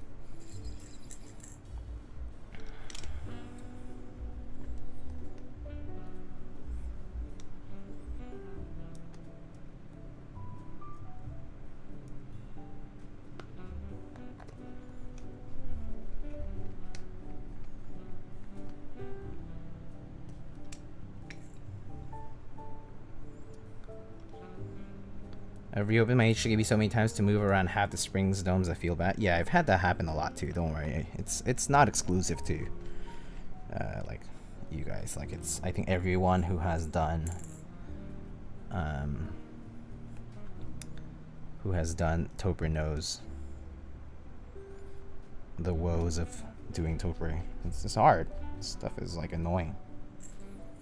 All right, so maybe I'll put like 6 or 7 screws in, and then we're just gonna flip it over just to test out that the domes are actually seated on top of the slider. I mean that the sliders are seated on top of the domes actually properly, and that the conical springs are also seated on top. I mean, are also seated properly along with the domes, right?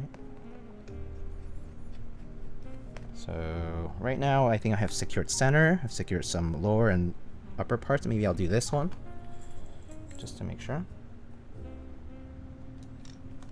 So at this point you can release, you don't need to apply pressure. And just put some screws in. Alright, so now our PCB is secured to the plate. It's all good. So now I can just flip it over again, right? Just notice that all of the sliders have ascended, so they're being returned by the domes. And what we do want to do is actually just try pressing on them. Do they sound off? Is it weird? Like, you're gonna hear the conical spring anyway, okay? Like when you're just pressing on these sliders, it's never gonna feel or sound perfect right out the bat. Cause it's really gonna be once you have the keycaps on that you're gonna start seeing the difference. You might hear a little bit of that like springy sound, but as long as it's not like clicking or like something that's like really off, it's okay.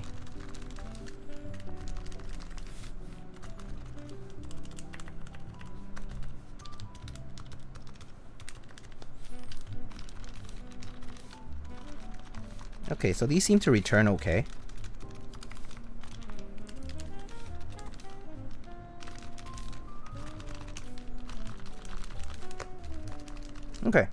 So I think we should try reassembling it fully and then seeing how it goes, because it seems alright.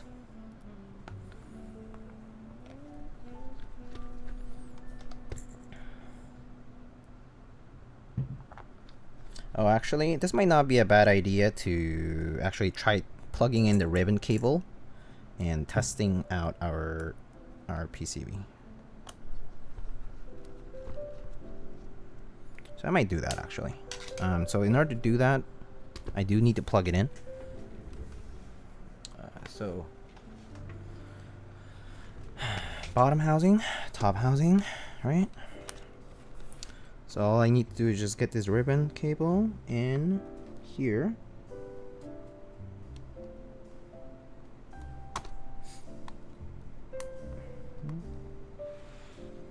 Okay, ribbon cable's in, and then you lock it with the little tab thing. I'm just gonna mock kind of close it. All I want is just test this. So I'm actually, oh wait, let's get some batteries on there. Okay, it's on now, and I think it should be connected. Yeah, okay, it is. So I can just open up switch hitter, bring it up on the screen here, and I'll show you. So escape works. 1, 2, 3, 4, 5. It's okay. Sometimes Topre does this weird thing where, like on switch hitter, it appears as if it's rattling, but it's really not. Because Topre only actuates or doesn't actuate. It's like it's like 1 or 0 basically. So.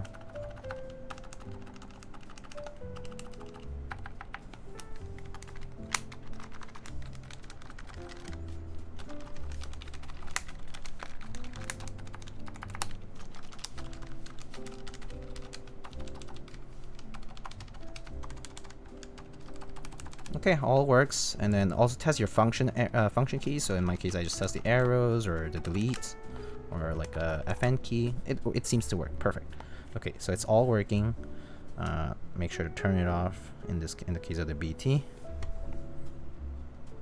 and then take off our batteries.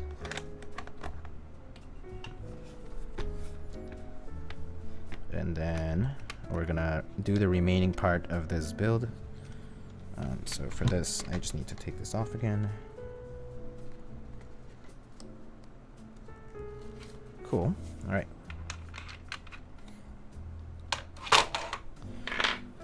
All right. So let's put the rest of the screws on. See how it goes. Hopefully this will sound okay. I can't guarantee it, just because it's been a while, and also hopefully I did a moderate or like decent amount of lube for the sliders of the, for the housing, and hopefully that was enough, and hopefully the stabs will be okay too. I guess it wouldn't be a bad idea to just flip it over and put some caps on and try it. Maybe you could do that, but let's just go full send. I think it's fine. Alright, you know what? I think I'm a little nervous, so we'll just put on some, at least a stabilized keys. I'm a little bit nervous about that, so. Where did I put the keycaps? Keycaps are here.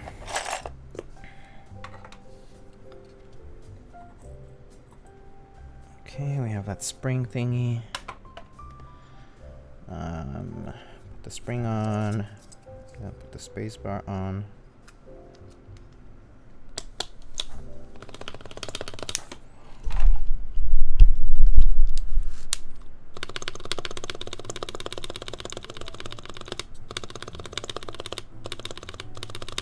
That's gonna sound better even when the case is fully on. So I think that's pretty good. Let's check the shift key.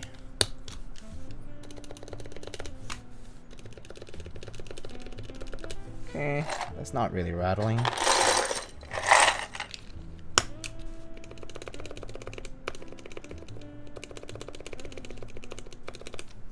Okay, that's pretty good.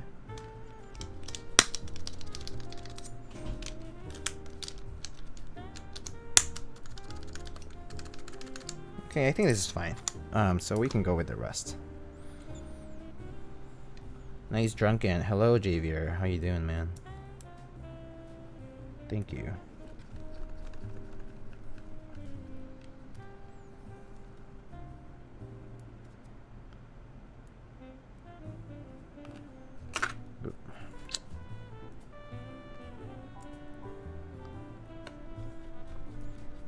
the big series switches from novel keys. Why pepper hands? They're pretty nice.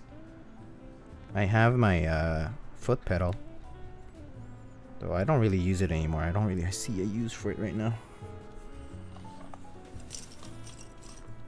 Alright, so that's done. They don't make them anymore. Oh, I didn't know that. Oh, really? Why do they not make them anymore? Not enough demand, I assume.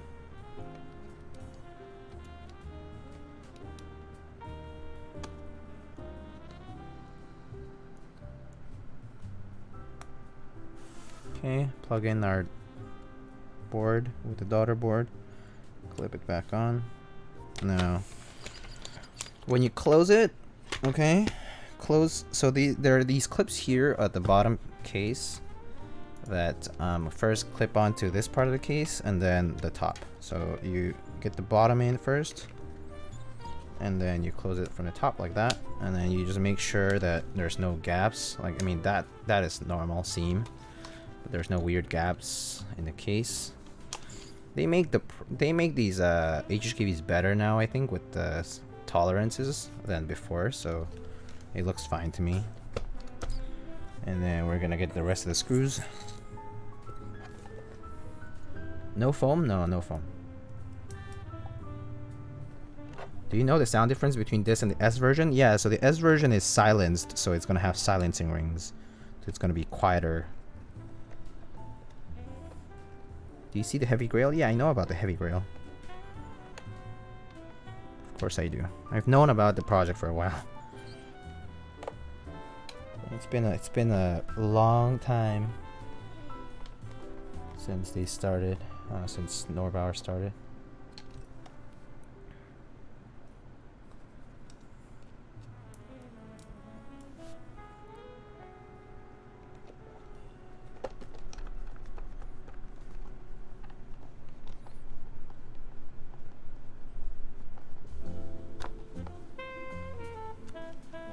Okay, so you just, you know, put the screws in. Finger tight is more than enough. That's good. Now we're gonna just put our batteries in.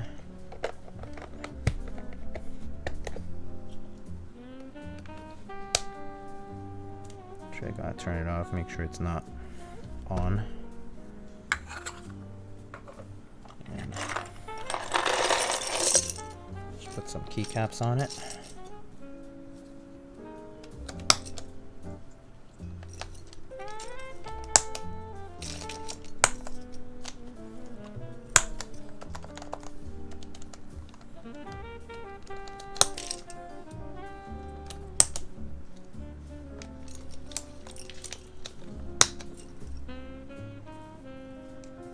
Price tag for heavy grail? Yeah.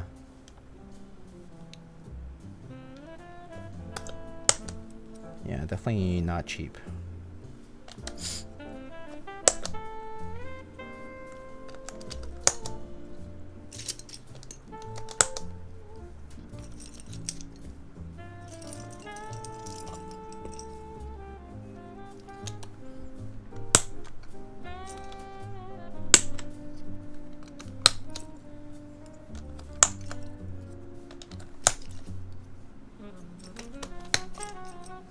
Time to pull a loan for the heavy grail when it comes out.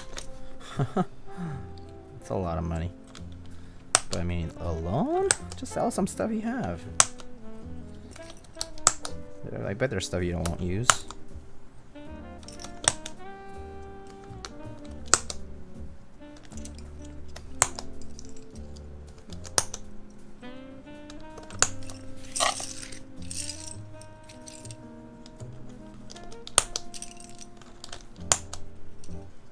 Norbauer already doesn't make much money from his product, which is RIP? Huh, I see. So you're saying it's a passion project?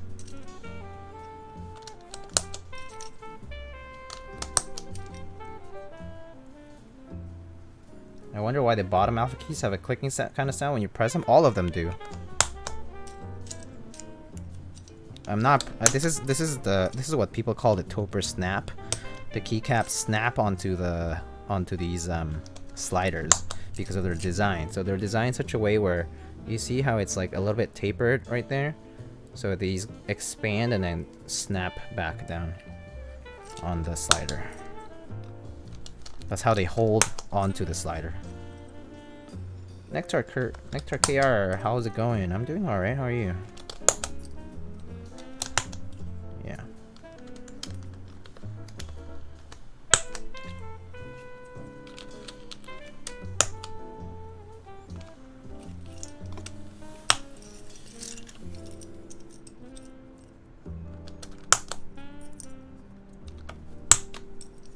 I mean, when typing, the bottom row has a weird kicking sound?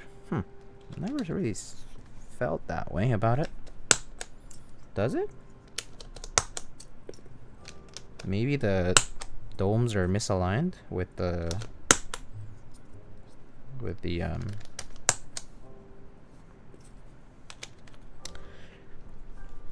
shall we put a miniature figurine on this?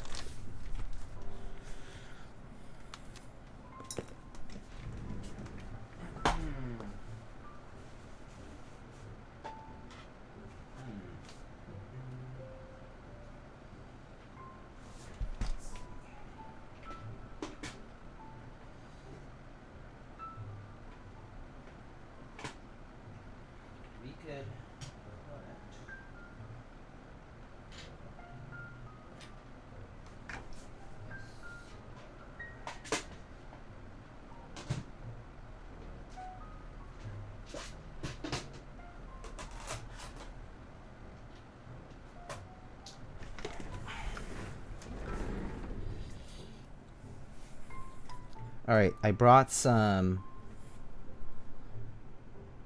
Topre keys. I brought a mint gum clag. I brought a Whittle Kitty Cromulon. And a silver Topre Escape keycap. Solid silver. Do you guys want to hear some thok? This is like real thok, my friends. Does it even fit? It's just like, oh, it's a bit too thick right now. Oh god, okay, hold up. Okay. Go with the shiny one. Who made the silver cap? The silver cap is an anniversary edition cap by PFU-Fujitsu, the people who made Topre, people who make the HKBs. So this was like for their, what was it, 20th anniversary? I don't know, some anniversary. It came with like a nice box. Breaks the slider. Yeah, that would be risky, huh? Maybe we won't do that today. But I've definitely put this on my regular HKB. And it is silver. It's actually tarnishing a little bit. I probably need to take some polish to it. Alright, we can take the, maybe we can do the Cromulon on the left and the mint gum on the right.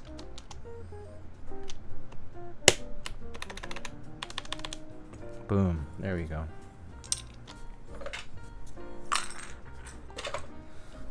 Da-da-da.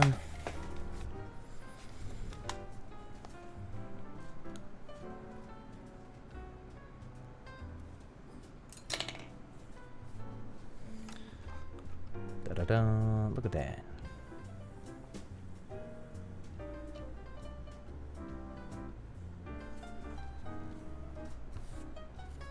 This is your HKB? This HKB is not mine, actually. This is actually a commission. Someone asked me to lube their HKB for them. Hamajinio, hello. Have you seen the Gmk announcement? Of course I have. Everyone's talking about it. Indeed, artisans for Topre. Okay, let's turn it on. See if it works. First of all, let's get switch hitter on the screen again. Let's get clear it.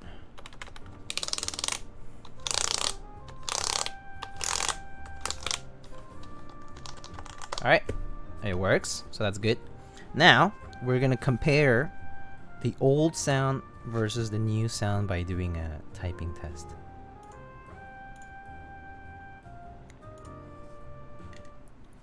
So let's do a typing test. But yeah, actually, okay, hold it. Focus. Hello.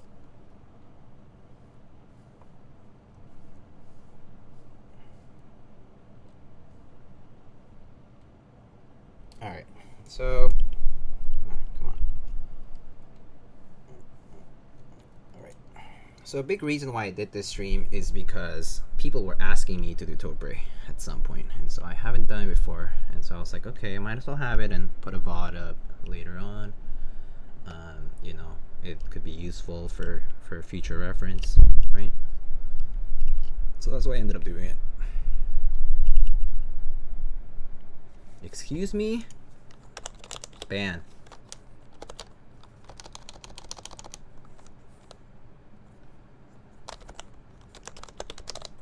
Can you ban, please?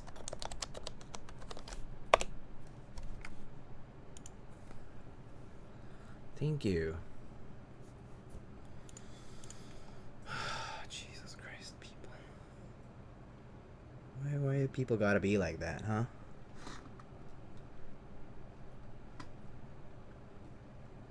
Alright. So. What did he say? Something Pepega? Yeah, he was trying to say the N-word.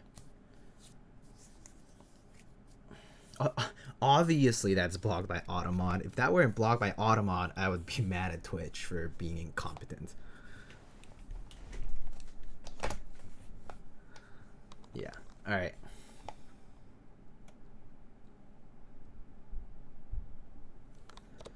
Well, that's great. Now I have one more person who is banned. That's awesome. Alright, let's try this. Hopefully this is gonna be good. We'll see. Alright, here we go. Make sure to report account. Yeah, I'll do so. Okay, yeah.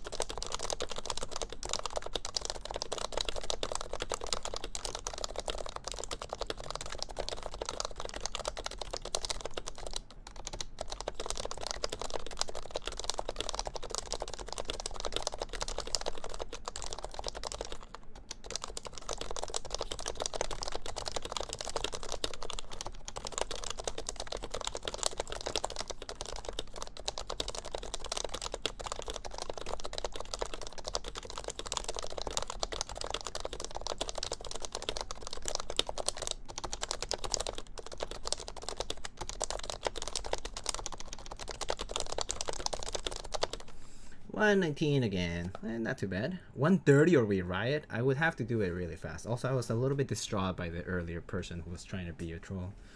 It's really annoying. What are your thoughts on the Gmk Pro? I mean, I think it looks like a pretty good deal for what it's worth. So, nice features for the price is exactly right. I guess it's one of those things that you gotta check out until you, like, check out to find out. It's tough to say though. $170 though for what it offers is a pretty good price. It has a knob. People like their knobs. People want their knobs. Alright, so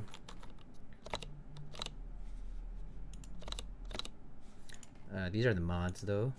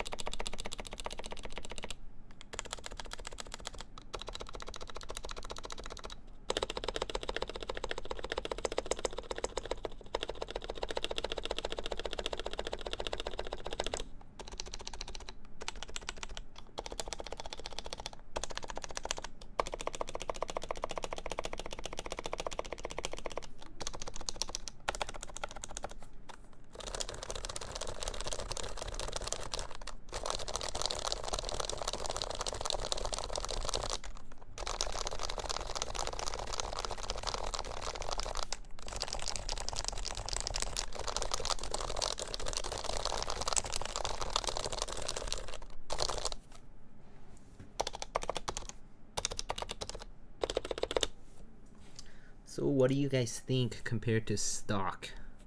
I don't have another stock board to compare it with, but yeah. Do you know what angle? I'm not sure. But 6 degrees? Oh, I see.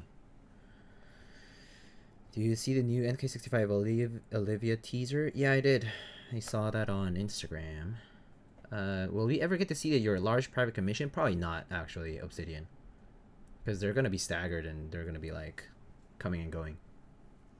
And so, I also haven't, like, I have a lot to do. I need to lube, like, many hundreds of switches. And yeah, it's gonna be a while. Do you hear the kind of ticking noise? Let me see. Ticking noise. That's just the upstroke.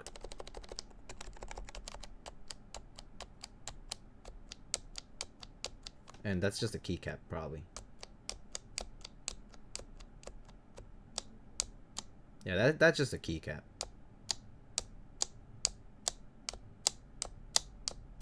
If you let go of the keycap, like, very abruptly.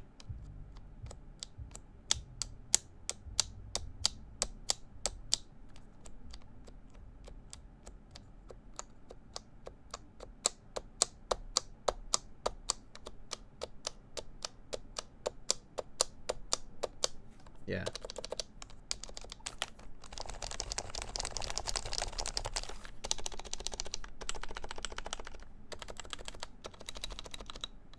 Yeah, I think that's definitely just a keycap sound on it. Yeah, it's just a keycap. It's just tolerances with keycaps. They're not perfect. They're pretty wobbly, you know? I mean, like, yeah. Yeah, they're pretty wobbly, for sure. Like you can tell, they kind of do wobble a little bit. But I mean, it's not that much. I really don't care though. Ultimately. Yeah, but it does sound nicer.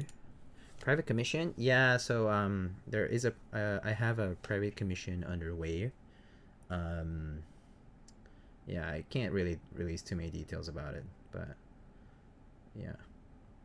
But basically it's gonna be a bunch of boards for an enterprise, and they need it for some particular reason, and I just need to be lubing a lot of switches. I ordered a lot of parts, and yeah, I'm waiting for parts. I'm waiting to start on stuff, and yeah, it's gonna happen within the next like month or two.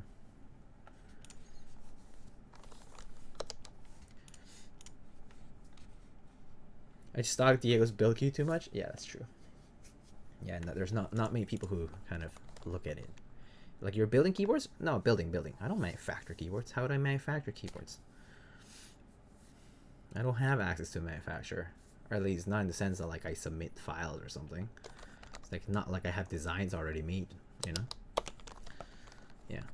Okay, let's try this again, shall we?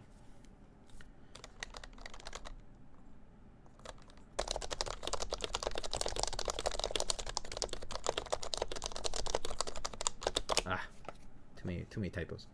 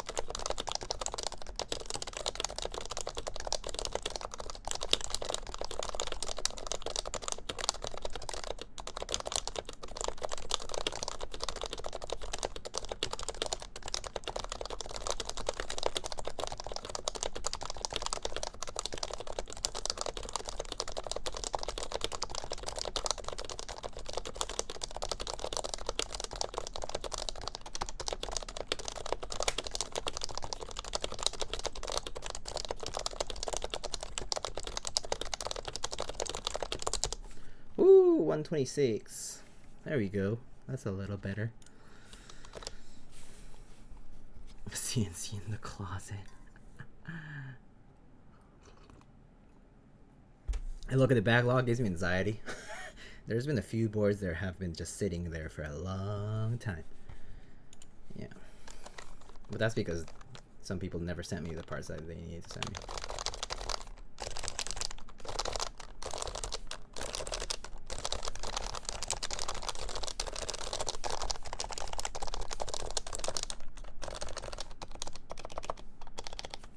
Is that test a website or app? It's called monkeytype.com. Thank you. Yep. Obviously, this HHKB sounds different from my own because my own HHKB is silenced and the domes are older and, you know, just haven't lubed in a while, that kind of stuff. So it's gonna sound different. Like this, how mine sound.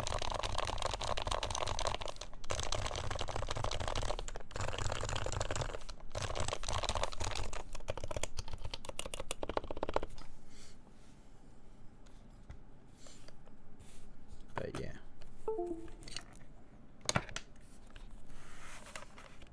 Mushy?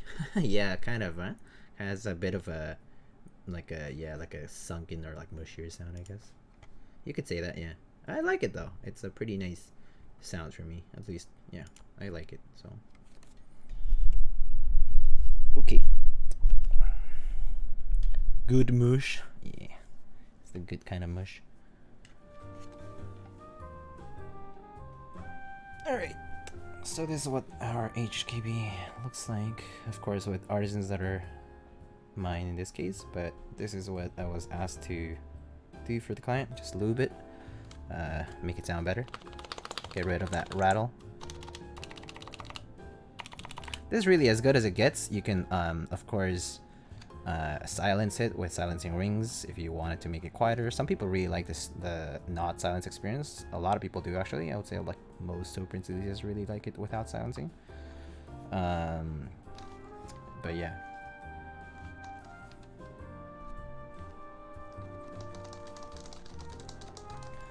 And this hybrid comes with these cool, nice rubber feet that are much better than their previous, than their prior versions. And yeah, I like it a lot. Oops, I didn't realize I'm like pressing stuff. I should probably disconnect it. All right. And yeah, I don't know how the software works yet, but yeah. Also has plastic feet that no one ever uses. Yeah, I never use these plastic feet. How heavy are these guys? Oh, we can get my scale.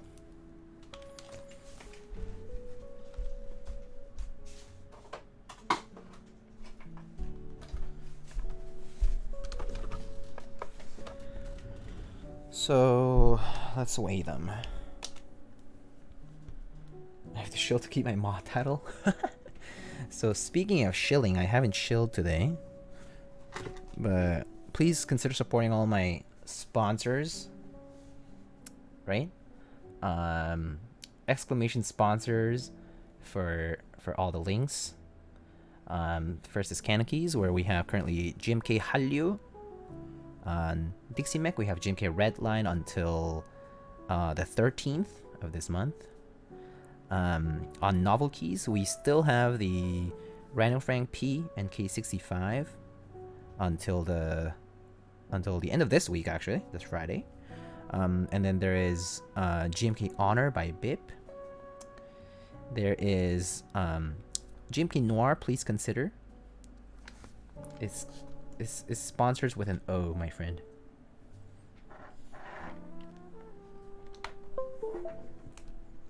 Sponsors. Like that. Please consider Gmk Noir, which is the last day for Gmk Noirs today.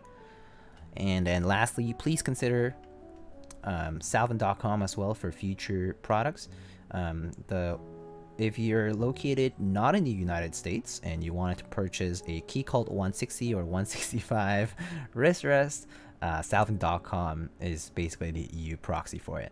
So if you're looking for a 160 or 165 wrist rest, it'll be available until the end of the month on Salvin.com. But if you're in the US, I would recommend you check out Key Cult's group buy for that. All right, shill time over. All right. So let's weigh these. This one weighs 1 pound and 4.6 ounces. 1 pound and 4.6 ounces. This is going to be heavier because of the battery and the extra controller and whatnot. And the HHKB Pro 1 here that I have weighs 1 pound and 2 ounces, or 1.7 ounces. It's only a 3-ounce difference. Very, very small difference, really. I mean, grams, that's gonna be... So this is 500 grams. Yeah, this is 500 grams, half a kilo. And this is 584 grams. So very light.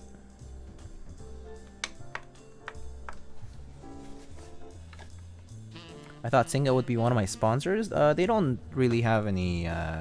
they don't sponsor, per se. Like, Elaine doesn't really sponsor anybody, per se. She sends stuff to people to build and stuff. She doesn't really sponsor someone. Some people just don't need to sponsor anybody. Her products sell fine without it. Oh, good night, One Drunk Man. Have a good one. I need to build my 165 still? Still? I thought you were so excited for it and all that. You haven't built it? Come on. Imagine TGR sponsor? I don't know.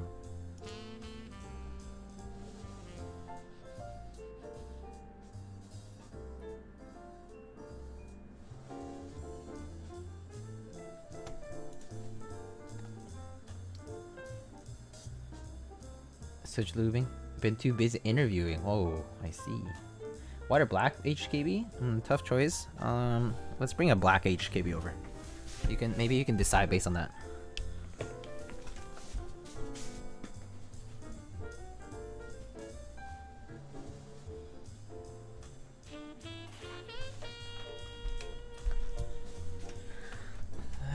This is my black Pro 2 with a Hasu controller.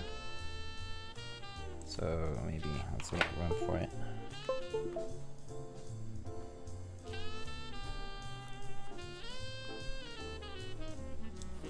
HKB Triad. Yellow, if you can find a yellowed one like this. Black and white. Also, just know that if you're buying one of the new ones, the logo here is blank, and it's gonna be here. It's gonna say HHKB Professional Classic or Hybrid, depending on which one you get. Hybrid is the one with the Bluetooth. Classic is the one with just plug-in. Yeah. How about that new glorious 75%? We've spoken of that already. We'll capture those on the back one. They are from yeah, they're from an old. They're from a Real Force, I think 91 or 89, I forget. But basically, it's a black Real Force from Japan. I do like the sharper corners of the Pro 2 as well. I do agree with that. I do agree. I do think the logo placement on the top right, on the top left corner here is actually nicer because it leaves this blank and it looks pretty clean. But I do agree that the sharper look of the Pro 2 is a little bit nicer for me than the more rounded look of the new HHKB Professional. Yeah. But, you know, that's just kind of like, I kind of got used to this aesthetic, so that's probably why. They're all very nice. I would say, like, if you're coming into a community, you want Topre, the new HKBs are a no-brainer. Like, it's so good for the, like, it's such a good deal, like, considering that it's USB-C. It, like, if you're going the Bluetooth one, they've improved that so much. They're programmable. Like, they're so, like, the features completely outshine all the differences that would make a Pro 2, like, more advantageous for any reason or the other. Where the black keycaps come from? They come from a old, or not older actually. They come from a Japanese Real Force that has these caps. So you just have to look for a Japanese Real Force with these caps. It's like either 89 or 91, I forget. In stock, affordable, yeah. The ability to remap is huge. Oh yeah. The remap part, like the fact that I had to purchase, I have a Hasu on this, I have a Hasu on this, like it's like Hasu, that's like what, an extra 60 bucks per controller, and like, you know, if you get Bluetooth, then it's like an additional 20 bucks for the battery. Like it just costs a lot ultimately. And then, yeah, you want to lube it, you gotta get lube, blah blah. Yeah, it's just a lot of work for sure.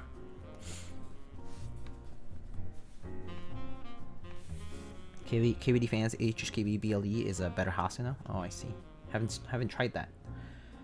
How do your domes in your professional compare to brand new 55 gram? Are they of similar weighting? No, I wouldn't say that aged domes are gonna feel like 55 gram. No chance. They don't, like, the difference is, it's like, people say, so a lot of people will say that domes feel snappier over a long period of time, talking like 10 years. And like my Pro 2 here certainly feels a bit snappy, but it's not like, it's not to say like, oh, it's not 45 gram. Yeah, I wouldn't say this compares to a 55. 55 gram is significantly heavier.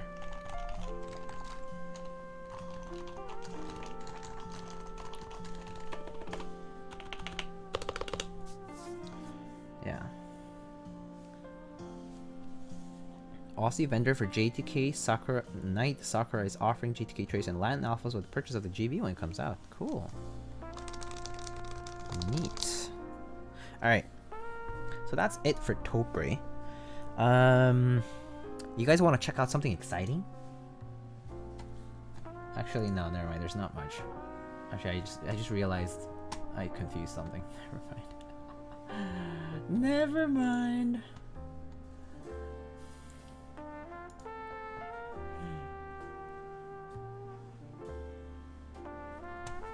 Actually, no. Fine. I'll tease it. I can't go back on it. So.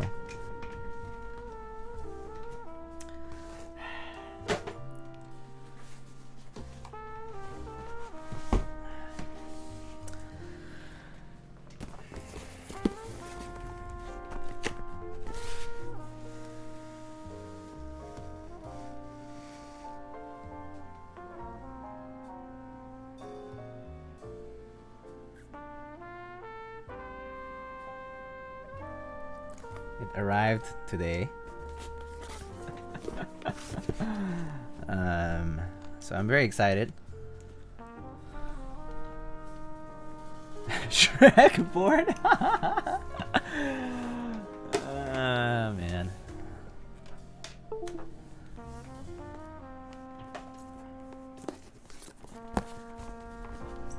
Da-da-dum. So one day of these we'll be doing this guy. But I think the Juby might come first. What do you mean rigged raffle? Excuse you. I entered in a legitimate fashion.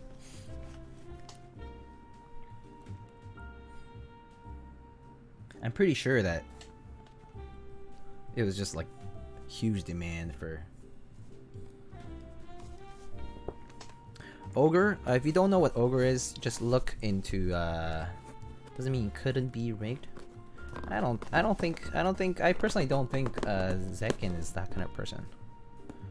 I just think that's just, yeah.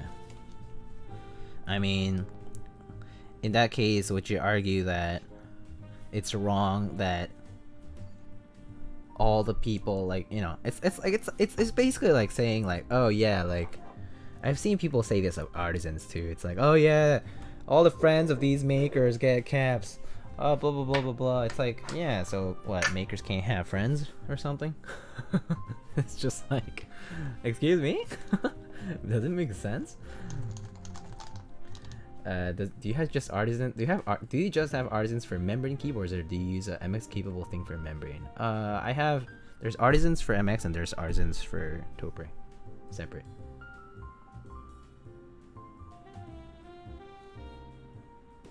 Just be their friend. Yeah, be nice to them. Oh man. But yeah, don't you think, like, because makers get it's like makers do these things out of like a passion project sort of sometimes, right? Oh wait, my fan's off. It's really hot. And I would say that, you know, yeah, FNF, I would say, but you know. How would you describe the sound and feel of a Topre switch comparing to a Cherry MX? I would say 35 is so exclusive. 35 is not that it's so exclusive, it's more so that Zekin did not want to do... Has there ever been another GB that's smaller? Yeah. Yeah. TGR Jane? TGR Jane V1 had 20 units. TGR Jane V1 had 20 units. TGR 910 V1, the first one, had 23 units. And the Friends and Family was 17 units or 18 units. And it's not private. Like, Teacher Jane V1 was not private. It was just first come, first serve. 35 is... The thing is, 35 boards is a lot of boards if you literally just live in a New York apartment like myself. You know? Like, if you live in one room and you have roommates or something, 35 boards takes up a shit ton of space. PCBs, like keyboards, all this foam and packaging material. Plates, you gotta QC all those things, so you gotta take everything out and check it out. Yeah, that's why Zekin decided to do 35, because he wanted to be able to manage it for his first actual public group buy. Like, he's been doing small unit, like, you know, prototyping and like other things, like for himself, like, you know, but he obviously pays a higher price for like singular units, or like, you know, 5 units or whatever it might be.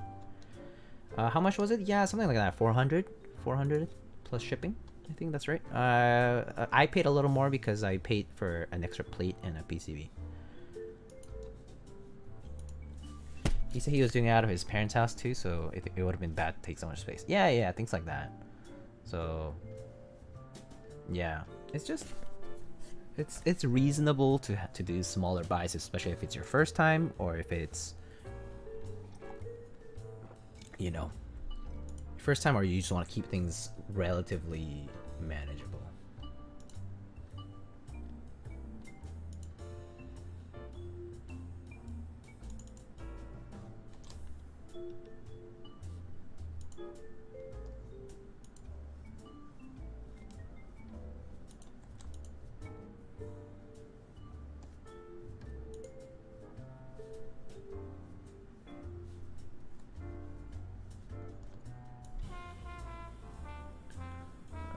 Give me, like, hold up. What's going on? Alright. He didn't want to go so large with his first public buy and take on more than he can handle. Zekin is pretty good for pulling off the ogre with such speed and smoothness and style. Yeah, it was a fast group buy for sure. Considering COVID, it's a pretty big deal. But anyway, the ogre will come later, actually. I am not ready to build the ogre yet. Mainly because of switches. I haven't decided what switches I want to put in, and I also haven't... I'm waiting for a plate, actually. Mine came in without a plate, and so I need to get the plate. So that'll be soon. But the next personal build that I'll be doing is going to be the Juby at some point. Let me see if... let me think. So... I'm waiting for parts, okay, guys? If some parts do not arrive, let's say by the end of the week, I'll be building the Juby. But if they do arrive, I have, let me think, I have a TGR Jane on the way.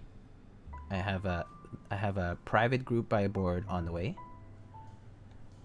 And I have a TGR Jane V2 CE on the way,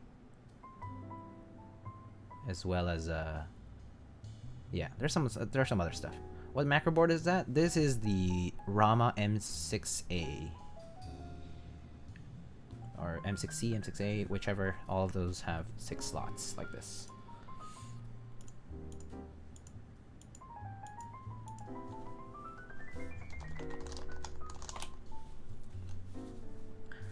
No problem, no problem.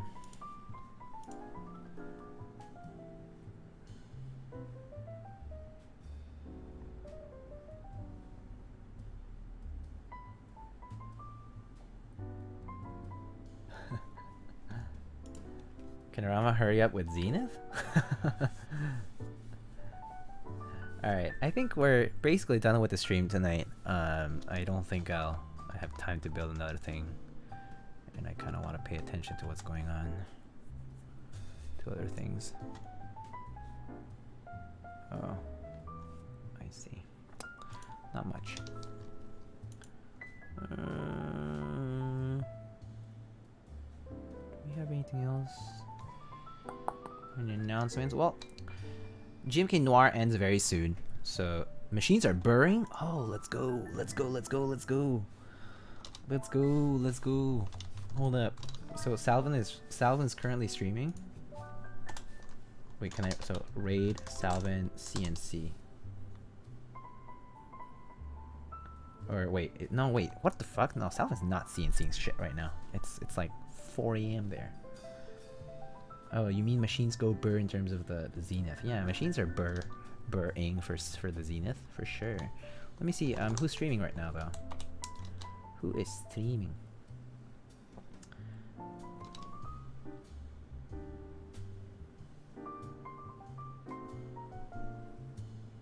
Lulstacks, MaxF, Manoli Visuals. We rated Manoli before. Or actually, no, I checked out his stream before. That's right.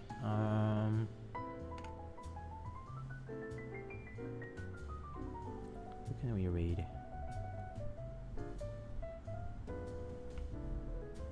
Okay. I'm gonna go watch Lulz. Good night, everybody. Sounds good. Good night, Jeff. Thank you for stopping by.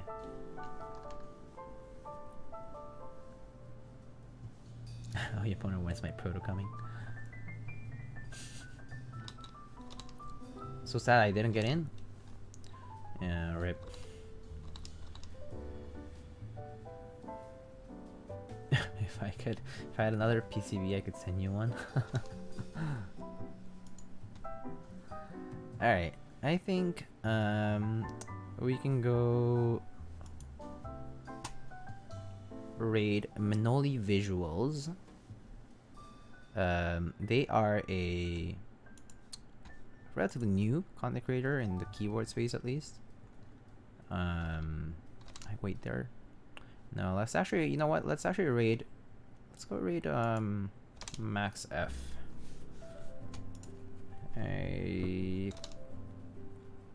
Yeah, we can go raid MaxF. Actually, no, you guys choose. You guys choose, guys. Okay. Poll. Raid MaxF. He's doing the little Z. And then there is a Lulstacks. He's doing the EO87.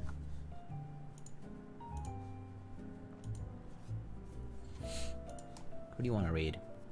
Just pick one. We'll go in like a minute. Just hand wire? Yeah, hand wire your Zenith. Easy clap.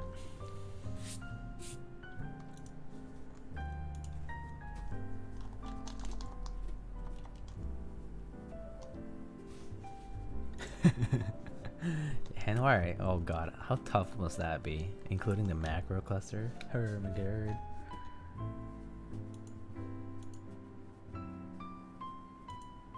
You're talking to a guy with like 3 wars to build because now he won't even lube switches? Just use them stock, man. GG. Just go stock. No lube.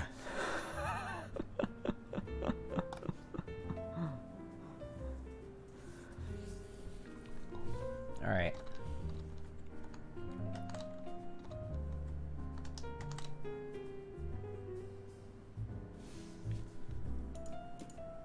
Before we rate, what do you mod it with? Mod this guy? We just lubed with 3204 and 205.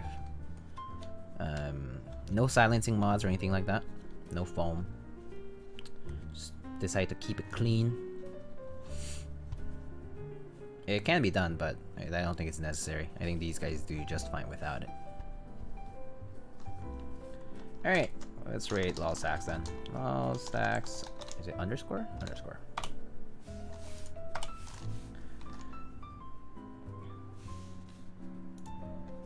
Alright. This pole can go away.